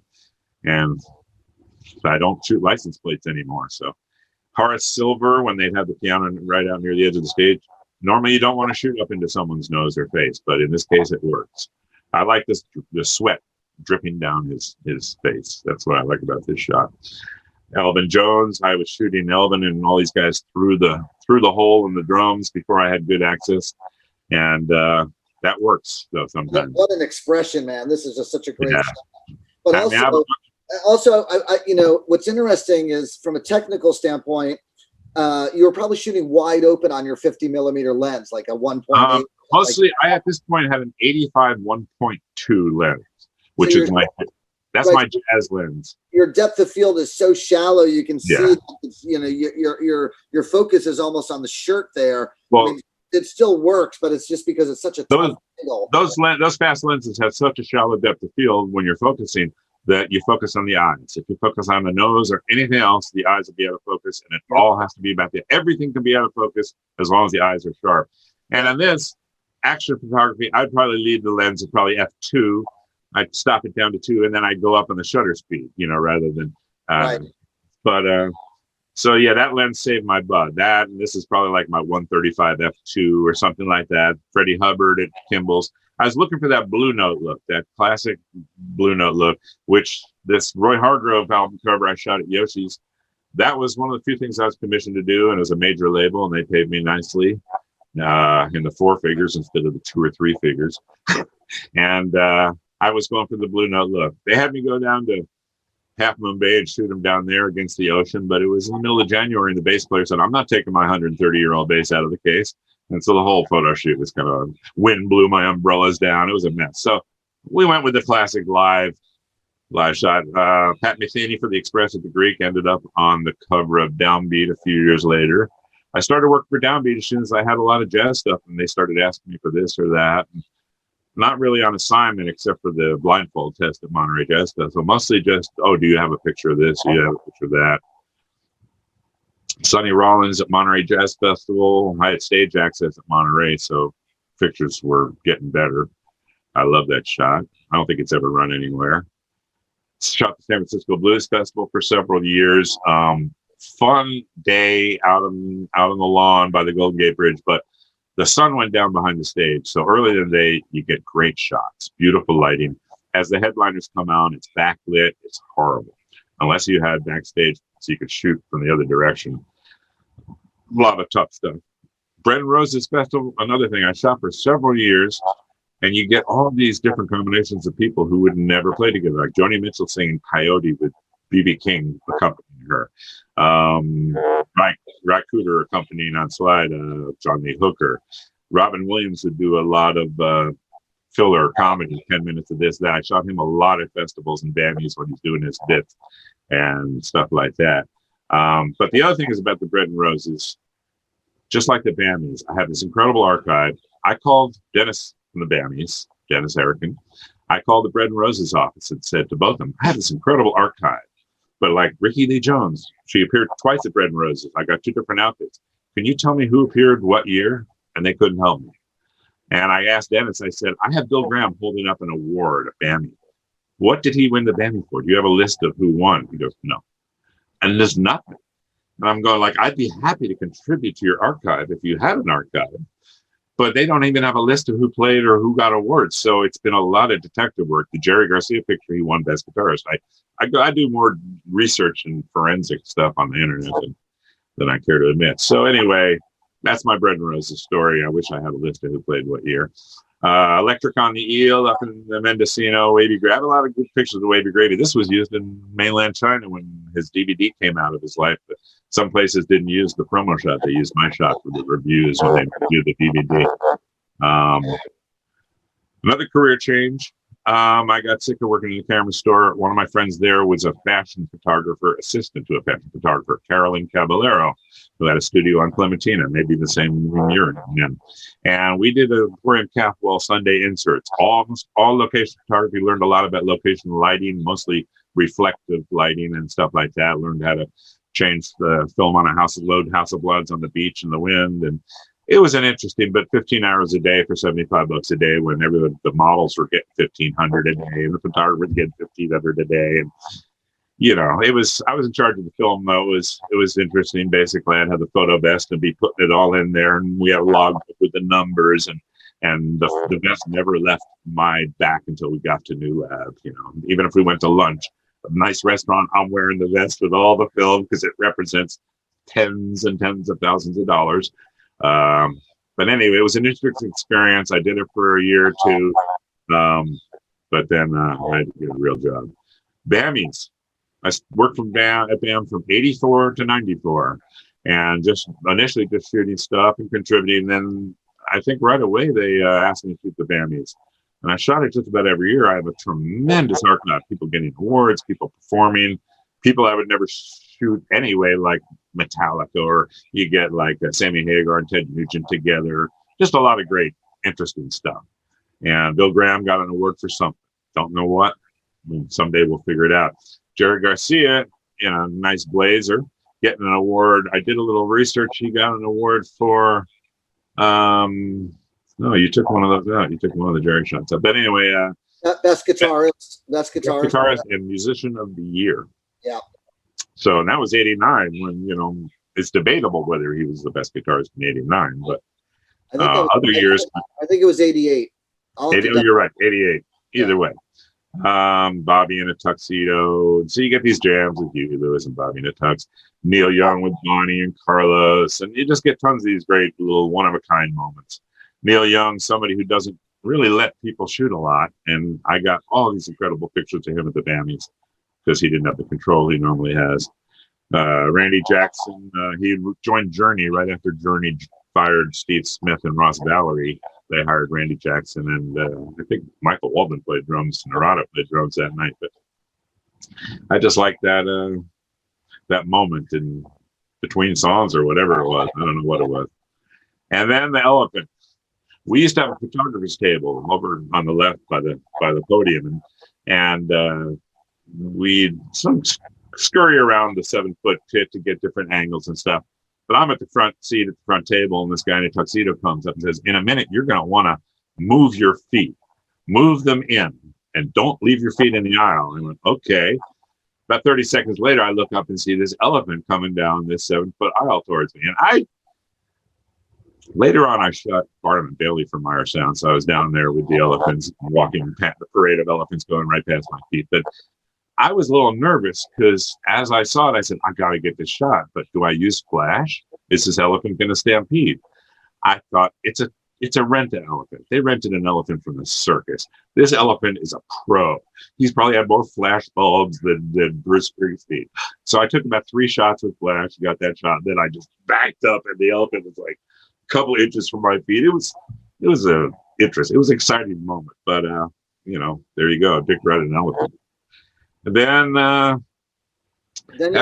another career shift here. Yeah, the fashion assisting thing was fun for a minute, and again, the same guy who was making belts that told me to come out on Telegraph Avenue. At this point, he had hooked up through a long series of events with Meyer Sound and my friend Gary Robinson. He became like head of the production floor at Meyer Sound, and this is in '88. And I said, "Man, I got to get a real job." And he goes, "Really? Can you start on Monday?" It was another one of those, well, wait, hold on, I'm just talking here. He goes, how about a week from Monday? And so I bought myself a week. I was there for 10 years doing a lot of assembly, testing. So before we move on, these two people in the 10th year, this is John Meyer on the left. John Meyer, the founder of Meyer Sound, genius sound guy, and Howard Tan. And John Meyer is a legend in live concert sound, as Clayton mentioned earlier. Yeah, those were two in a, those are just two innovations of many he's made over the years. Yeah, and so Clayton, you went to work for them in the factory, helping build speakers, correct? Yeah, I was assembling like the standard UPA and monitor. I built thousands of them, and then eventually got into testing on that later version of that sim machine, where we'd use it in a manufacturing environment for testing frequency and distortion, things like that. So I did a lot of quality control and testing for years, and at the same time, they realized I was a photographer, and I was more than happy to get out of the shop, which was not the fun place to spend 8 hours every day. And so if they wanted to take me to Coliseum or up to Napa to an ultrasound test site, or to Sacramento to an anechoic chamber, or to Las Vegas to shoot PAs there, I was more than happy to get out, and they were more than happy to have a professional photographer for what they were paying me, like $9-10 an hour for high-tech stuff. Eventually, I peaked out at a couple more than that, but they got a good deal out of it. So Howard, this is Oakland Coliseum at the AIDS benefit in '88, and Howard, this is a production office out in the second base with Howard and John Meyer. Mike Brady up there checking the rigging on the MSL-10s, violating a number of safety violations. This is a non-union event apparently, because that shouldn't have happened. Him up there climbing without a harness. And then Haystack test site, these MSL-10s, we tested speakers in big anechoic chambers with no reflectivity, but the true free field testing is done in a field. And we found a field of hay and marin up by the bay, built this scaffold, and lifted these giant speakers up there, and spent several months running white and pink noise through them, measuring up and doing that kind of thing. And that Winnebago had all the computers and equipment, and they'd pay me actually to stay out there on weekends and guard it, because it would have been vandalized. And so I spent the weekends out in this luxury Winnebago guarding the speakers. And then those speakers are used at the Bill Graham as delay towers, because they throw long at the Bill Graham Memorial Concert up on forklifts, violating a couple more safety violations. But we won't go into that. And there's a couple of PA shots, the Grateful Dead PA at the Coliseum in probably 89, 90. This is before line array technology came in, which was much more efficient. They just were throwing everything they had at it, more speakers on stage than anywhere I've ever seen. And the next frame is a couple years later with Primus, who also used ultrasound. And Primus had a much cleaner, tighter, louder. They had MSL-10s up on top. So, I was shooting a lot of stuff for them, install shots. They sent me to Vegas to shoot the PA that was hanging at the MGM Grand for Anita Baker. I shot the show, got a bunch of wonderful shots. Somehow, I guess they called me, and they ended up on her live album a year or two later. So a lot of the shots I've had on albums and this and that were just coincidental, because I was there shooting something else or whatever. Nobody sent me to shoot an album cover for Anita. And then the Bill Graham AKG. A bunch of stuff for Bill Graham Presents, which is what Wolfgang. Well, yeah, technically AKG was the nightclub division, and it stood for Alex K. Graham, Bill's son, one of Bill's sons. And so the Punchline, the Warfield, the Fillmore, the Kabuki, all those things besides big BGP shows were under the AKG banner. And so they knew me because I'd been shooting. My girlfriend in the early 80s worked at all those clubs. So I was like I was there all the time shooting. And so Randy Bachman, the photographer we mentioned earlier, the short fellow, he, I guess, was shooting for Bill Graham at the Wolfgangs. And so when Wolfgangs had a fire in, I think 87 was, late 87, burned down, and they did a series of booking other clubs like Trocadero Transfer here, and they'd hang a banner and said Wolfgang's Road Show. And I was shooting a band called The Call there, coincidentally enough. So Randy was doing the road show for them, and part of the gig was to go out front and take a shot like this of the front of the club. And he went out south of Market. He's short. He went out there to take the shot. He was in the street, and a drunk driver came along, killed him 50 miles an hour. It was terrible. Randy was a wonderful, most optimistic, great guy. I love Randy. That happened on Harrison Street at a Ramones show. In front of a club that was called City Lights, maybe? No. Maybe. City Lights of the bookstore, City something. Anyway, but he was in the street in front of that. Yeah. So for some reason, they contacted me to start shooting shows, and it wasn't really much clubs. It really much started at the Fillmore, and I shot there for a while, and then the earthquake came, and that shut down for a year or so. And I think I shot a couple shows at the Warfield, and they said, well, just start doing a Warfield show. So I basically shot at the Warfield until they fixed the Fillmore. Then I was shooting at both the Fillmore and the Warfield. Part of the Bill Graham gig was to get a backstage backstage photo for the archives, a little pose shot, which sometimes they agreed to and sometimes they didn't. But I shot a lot of stuff. Oh, the African shot's still in the show. Yep. And we got the Cocteau Twins, and I shot a lot of bands I would never shoot, like House of Pain and Ned's Atomic Dustbin and Sisters of Mercy. Grunge was coming along, and they were paying me $38 a show, including film, developing prints, everything. So I was losing money on the shows. So I tried to shoot shows I wanted or that I thought I might get some marketable photos out. I never heard of School of Fish or, some of these other bands that I shot. Digital Underground, I wasn't into rap, but I knew they were big. And rather than go down to the front and try to get a close-up of Mr. Humpty Dump or whatever his name is, I thought, I'm going upstairs getting the full Monty, the lights, the whole deal, if better than a close-up in this case. All the big comedians that were too big to play at the Punchline Comedy Club would play at the Warfield and stuff. So I shot Ellen DeGeneres before she had her TV show, before she came out. Penn and Teller. We got Richard Lewis, who, as I discovered with a lot of these comedians who have a neurotic persona on stage, sometimes they're worse off stage. He was really quite neurotic, and it shows in the photo. I think you're up to Richard Lewis, isn't it? Yep, I'm on Richard Lewis. Okay, so I shot, they're downstairs quickie. All these photo sessions for Bill Graham, that's in the hospitality area. I got control of the plenum, which is a giant room under the stage, which is just like a big empty like boiler room that all the air in the theater goes through. So I started shooting stuff in there and hanging seamless backdrops or doing that. Or otherwise I go out in the hospitality area and use the blue and black background. Toots Hibbert, Toots and the Maytals, one of his friends was in that shot. So it took me 20 years to learn Photoshop or get Photoshop and take the offending other person out. Jerry was just one of those Jerry band shows at the Warfield. This is like 91 or something. And he didn't look up at the Warfield much, but I got him looking at me. Pixies, one of these 90-second dressing room shots. I think I put up an umbrella.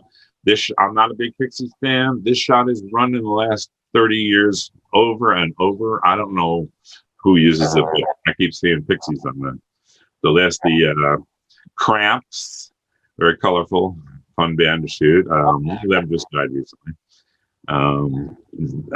That's Mr. Bungle.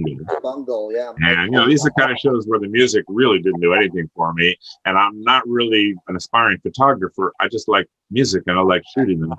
And so, these are shows that I didn't have a lot of. You can see the shot of Bungle over on the right hand side. Those are some of the air ducts that he's talking about downstairs in the plenum. Yeah. That kind of funky wall. I shot Suzanne Vega against that wall for a cover of Acoustic Guitar magazine many years ago. Eventually, when they remodeled the downstairs and they knocked out some walls and found the secret speakeasy, there was some real, Art Deco kind of walls to shoot against and stuff. But with these guys, Mr. Bungle, there's a Steve Earle in the dressing room of the Fillmore. Fillmore, unless you commandeered the VIP area next to the dressing room, you had nowhere to shoot. But I did a lot of quickie dressing room shots.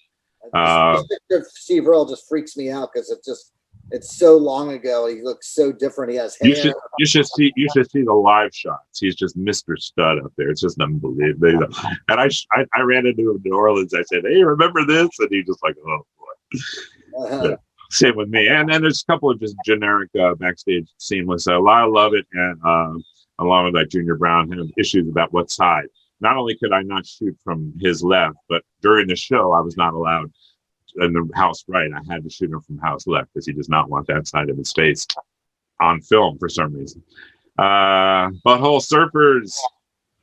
Yes, they're another, furnace room shot.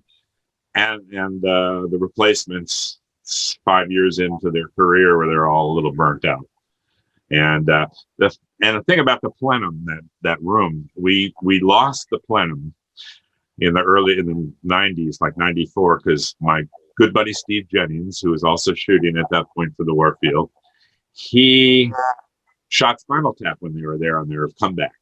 And he thought it would be great to have Fog Machine. Sure. Except for the silent alarm that went off at the San Francisco Police Department, and they came out, and it was a $500 fine.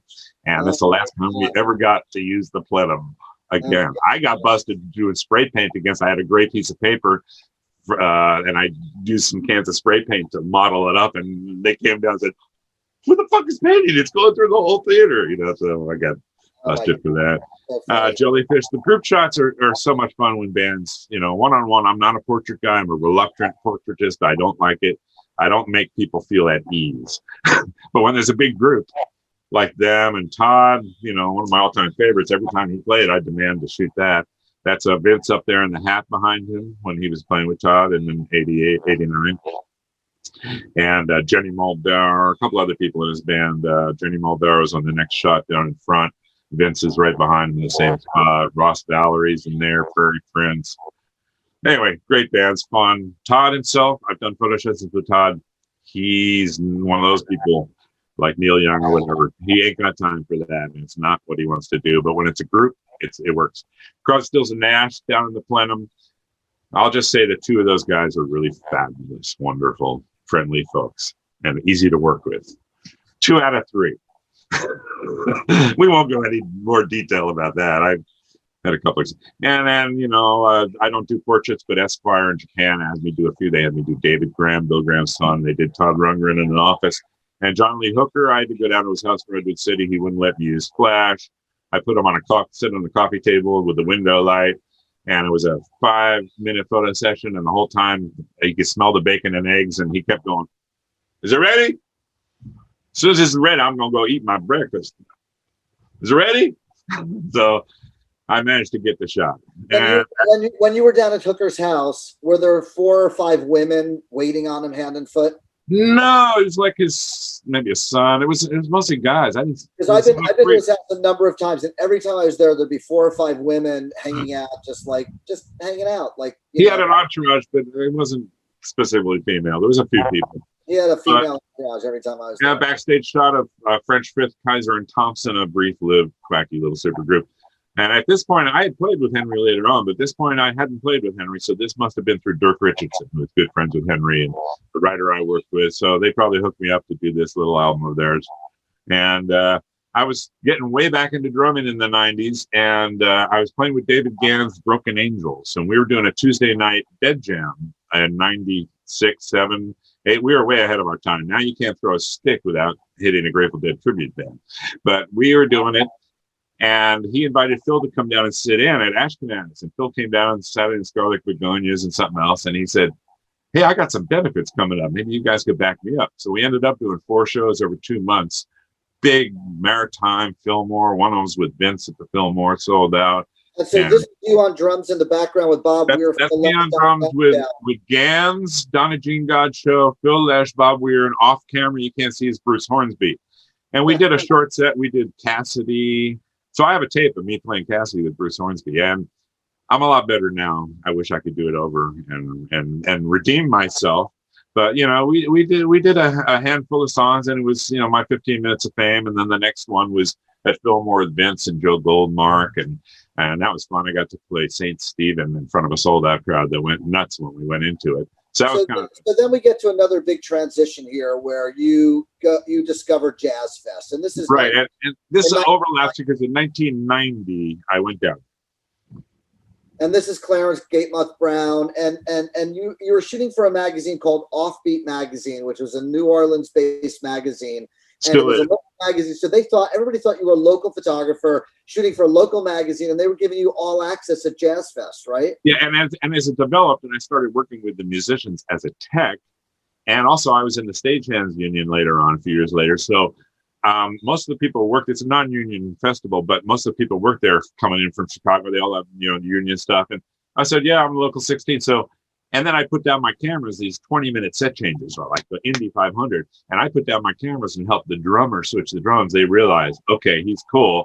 So I had pretty much all access, carte blanche for years until AEG came in and took over the festival. That got too big. But early on, some of the medium stages were small enough where you can see they're not giant stages. It's more like a county fair atmosphere. It got bigger and bigger and bigger. But when I first got there, the locals say, "Oh, it's not the same. You should have been here 10 years ago." But for me, it was incredible. Now, 25 years later, I tell people it's not the same. You should have been there 20 years ago. And you shot Jazz Fest 24 years in a row, correct?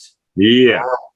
And so I went down with a friend who had a place to stay, and we stayed, and she ended up never went back. She had a family to raise and stuff. And I ended up going, oh my God, this is what's happening. I was still working for BAM and the Fillmore and stuff. And I thought, this is it. The drummers, the piano players, the access, the light, the musicians were friendly, really friendly, just fantastic. I like to be friends with like all the New Orleans musicians.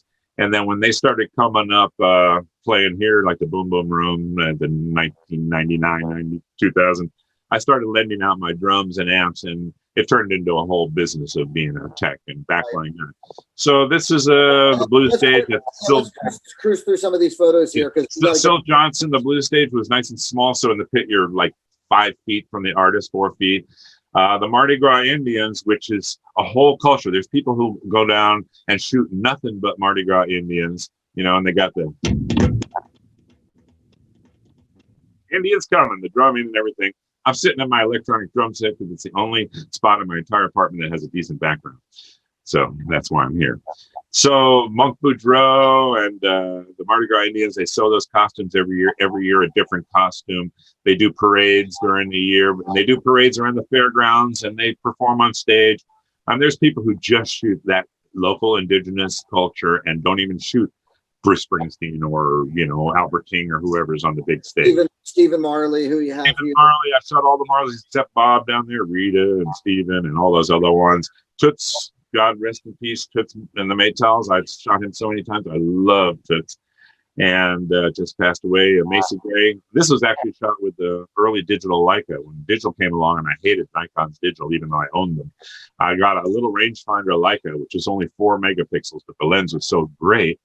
And that's the stage that's, you know, pretty low. I'm leaning on the stage, not standing on anything and shooting there. So then Irma Thomas, I shot her 24 years in a row, very photogenic. The camera loves her, and people like Grace Potter. So when you shoot in that natural light, beautiful, talented women, you get these, it's hard to edit because you get so many good shots. You're like, how, you know, and then in the jazz tent, got, you know, stayed in touch with my Jazz Fest is only about 20% jazz. So you go in the jazz tent, you've got a dark tent with 2 banks of white park cans, no backlighting, no side lighting, no colors, no gels. And if the sun's leaking in the side, it's okay. These are digital shots that they came out pretty good. That's on stage with a little bit of sunlight coming in from the side of the tent, which is the way I like it. This is on stage. My drummer fetish really got fed because I was allowed to shoot the drummers, and the drummers were so incredible, and I got to be friends with them. And this is Ricky Sebastian, great drummer, played with Harry Belafonte. But the light, it's a rainstorm going on out there. That Winnebago, that RV behind him is a dressing room outdoors, which what should be a beautiful sunny day, and it's blue, and so it looks like everybody comes in the jazz tent, the gospel tent when it rains. They get real religious and they become jazz fans. It gets packed. When the sun's shining through the jazz tent, Pearl and Riley there shooting from behind, which is something I could never do before festivals. And there's enough light leaking through to make it look good. George Porter on the main stage with the funky meters probably. I just like the blurry crowd. Drive 1,000 good pictures of George, mostly taken from the front. I mean, I could do calendars on George. I got so many pictures. Russell, because I worked with Russell, I could crawl around wherever I wanted and get shots through the drums. Johnny Bodakovich, one of the great drummers in New Orleans, just amazingly expressive drummer. I have just rolls and rolls of amazing shots of him. And Bonnie, and this is, you know, I gotta say, I did a little retouch. Ronnie's very picky. In later years, she had to sign contracts. You have to send the pictures to her manager, who would forward them to Bonnie for personal approval. Bonnie's approved most of my shots. I don't want to say I did a little work, but there might be a few wrinkles that were taken out. She's very sensitive about it. And she's very sensitive about photos, but I've also worked with Bonnie, with John Cleary up at Sweetwater. I've handed her guitar, so she knows me and she doesn't yell at me. And she likes I handed her a photo, which somebody said, never hand Bonnie a photo. She's gone off on people like crazy, ballistically. And I handed her a photo because she knew me, I knew her, and it was a great photo. And then she went, this is great. You should give it to my people. And I was like, whew. So there you go. Brian Wilson and Jerry Lee Lewis.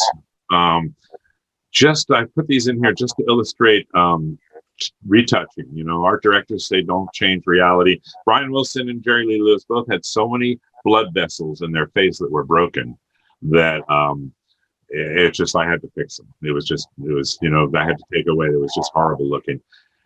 Jimmy Cliff. And then the rain at Jazz Fest. You got, you know, festivals. You never know what's going to happen, especially down there. So that's John Cleary. Everybody's out there. There's guys in the photo pit with umbrellas and ponchos. I was in the pit for Robert Cray on the main stage once, and they did a song called Forecast Calls for Pain. And I thought, oh, I hope God doesn't misunderstand what he's saying. Clouds rolled in during the song. The heavens opened up. At the time, I had a low pro bag. I think that not only had all zippers, but it had a raincoat that would come out and wrap around the whole thing. Hey, Clayton, let's go through the rest of these jazz fests because we're just about out of time here, and I want to get to some questions. So okay. But anyway, let's tell you about the rain. There was a guy next to me without a camera bag. They squeegeed the water off the stage because the heavens opened up. He had 3 gallons of water come down on him and all his cameras. Mine was completely wrapped up in it. But the next shot is just the band playing on stage. The bass player is trying to protect his 130-year-old bass. The drummer doesn't care because it's rented. Piano player's got water coming off the thing. I'm standing behind a speaker side fill trying to stay dry. It was just amazing. The Warfield Theater, the Meters did their reunion. Just love the shot of them from behind backstage. This is just a quick funny story. I went over to see Vita Blue. Russell called me up and said, hey, come on over, hang out. I wasn't even planning to go there. So I go over there for sound check. I'm an obsessive drum guy. I tuned the drums. It was a fish house kit. And I tuned the drums, went home for, they were doing a video shoot that night. So I tuned the drums, went home for dinner, and I got a call and said, hey, this is so-and-so at the Fillmore. Somebody sort of knew it. It'd been 10 years since I worked at the Fillmore. And he goes, hey, are you busy tonight? We really need somebody to come and take a picture of Vita Blue, the baseball players, coming down to see Vita Blue, the band. I said, well, it's funny. I just left there and I'm going back. Let me find a camera. And so the Fish people actually paid me. So I got paid decently. And that's in the dressing room of the Fillmore with Vita Blue and Vita Blue together. And it was just a kind of weird coincidence. Neil Peart, they worked for Hudson Music doing stuff with them. So they flew me down to shoot stills for Neil Peart's last big DVD before he died. And they got us lots of shots in plane and that. Simon Phillips, now I'm a drum tech and I work with a lot of R&B drummers, you know, Bernard Purdy, Mike Clark, legendary people use my drums. Guys like this ship their drums from LA. It takes me 2.5 hours to set up that drum kit and mic it up and stuff. That's at Monterey on sound check with Hiromi. So I've been working off and on with Simon and just the greatest drums on the planet. Billy Kreutzmann has used my drums with Seven Walkers. I work with them a lot. That's Billy playing my kit. And then towards just this last couple of shots, I was in love with 60 for 12 years doing big audio, giant things, Cirque du Soleil, flying line arrays. I did some outside lands, and in between, you know, setting up bands, I tried to take pictures. I got really discouraged with bands that had 50,000 people cheering for button pushers, you know, the DJs. I took this just to illustrate what I don't like about the current rock scene. The last show I worked for Love to 16 was a giant corporate event with Green Day and Blondie. It rained. They shouldn't have done it in a baseball stadium in November. The roof over the soundboards collapsed from the rain and took out $300,000 worth of equipment. And the roof over the stage almost collapsed. We had to cut it with a knife and drown the fans in front with 200 gallons of water to keep the roof from collapsing. I just took that picture and I walked away and never did another big show. Even as a tech, I don't want to work anywhere that's bigger than like the Fillmore or the Warfield. I want like 200 to 1,200 is ideal. When you do music in sports arenas made out of cement for 30,000 people, it's just horrible.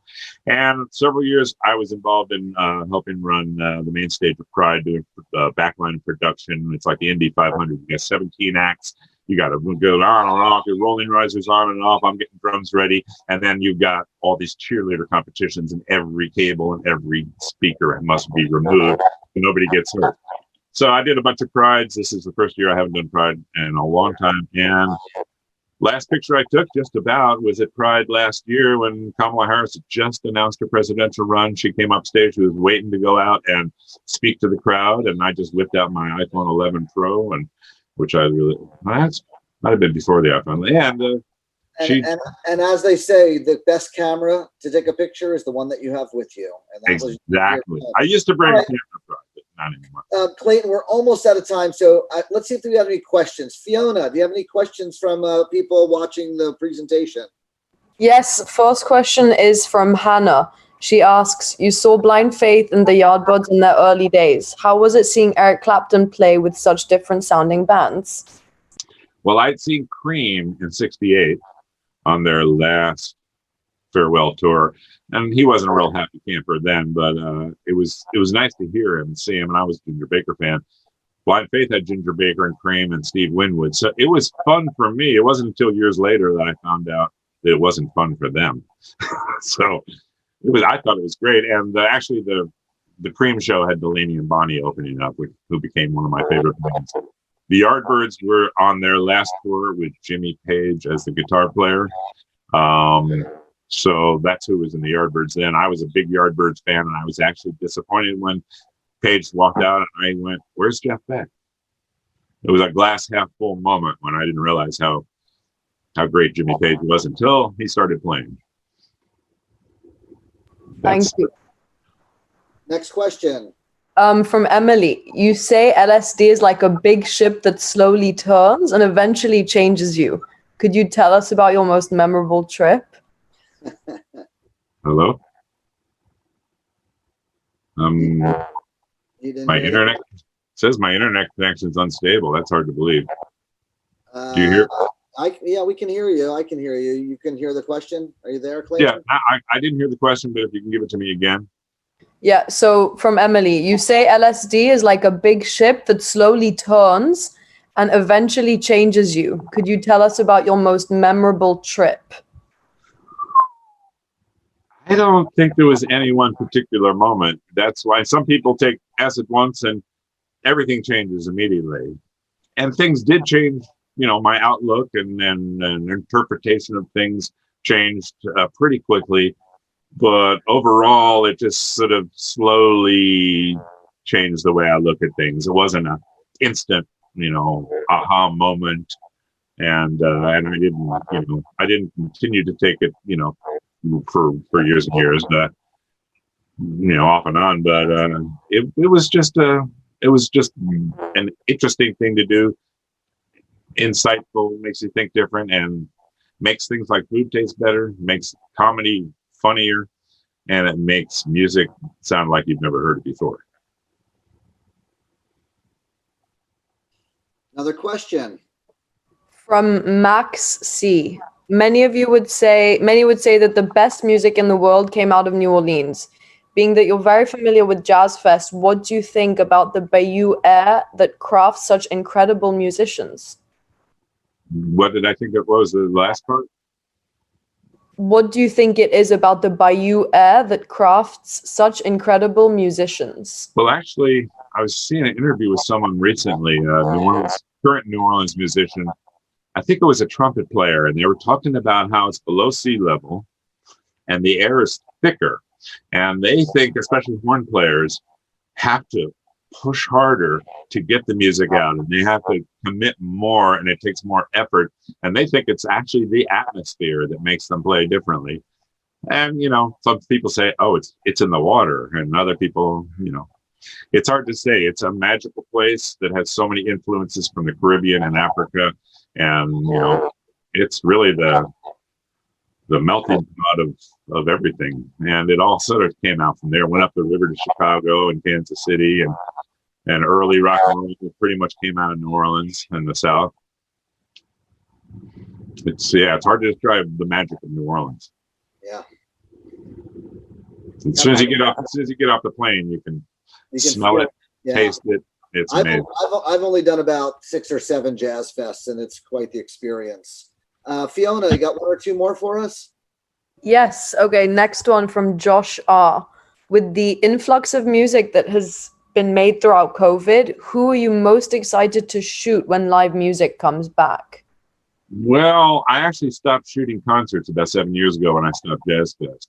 I transitioned to Jazz Fest in the 90s, and I was pretty burnt out on rock, and I haven't changed. There's a few bands here and there I really like, but I haven't changed my opinion on that too much. So I don't have the desire to go out and shoot because I'm mostly shot because I like the music and not the photography so much.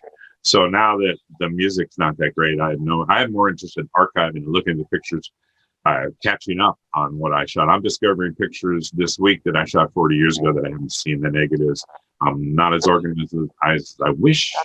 And so I have no plans to shoot anything. I carry my camera around and take a few tech shots. And, there's not a lot of current music that excites me. Most of the bands I listen to that are current bands are New Orleans bands like Dumpster Funk and John Cleary and, some of the current people down there, the Meters and Zigaboo and, timeless music and mostly funk oriented. And I'm a drum text audio guy now. I don't really take pictures. There was a while there when I would show up at a show and people say, are you here to take pictures? Or are you here to set up the gear? Or are you doing sound? So I'm a jack of all trades, master of none. So I'll be happy to photograph anybody who's over the age of 8 years old that can play a song on guitar. So there you go. I just have too many pictures. All right, one last question, Fiona. What's our final question of the day for Clayton? Okay, this one's from Sophia. Iggy Pop, who she claims is one of punk's greatest performers, you said was one of your favorite subjects. Do you remember the craziest stunt you got a shot of him doing? Well, probably just that shot of him putting the microphone in his mouth, which is, this day and age is extremely unhygienic. And, but it's just, it's a thing that the sound man freaks when you do that. And it's just, it was unexpected. And I'm just glad I had my finger on the button when he did that. Iggy was just fun in general to shoot. The different expressions, the unpredictability of, when John Siebert, guitar player, great photographer, wrote his book on how to shoot concert photography. I got a free copy because he quoted me in the book. And he asked me about autofocus, because at the time in the 90s, they had predictive autofocus, which could predict, like in sports, where the subject was going to go. And I told him, I said, there's no predictive autofocus made that can predict where Iggy Pop's going to go. And that was the quote he used in the book. He loved it. That's a great quote. All right, Clayton, thank you so much for joining me on Thanks for having me and not bumping me. So many great stories, so many great photographs. You really have an incredible archive. I think my photos outshine my stories, but either way, together great stuff. So the photographer that we have coming up in November is going to be a woman named Sherry Barnett. You can find her work at sherrybarnettphotography.com. And it's SHERRY Barnett, BARNETT photography. Check her out. We don't have a date yet for that one, but that will be one that's going to be coming up before the end of the year, before we sort of get back into it in 2021. Thank you, everybody. This is Photos with Stories. I'm Jay Blakesberg. That was Clayton Call.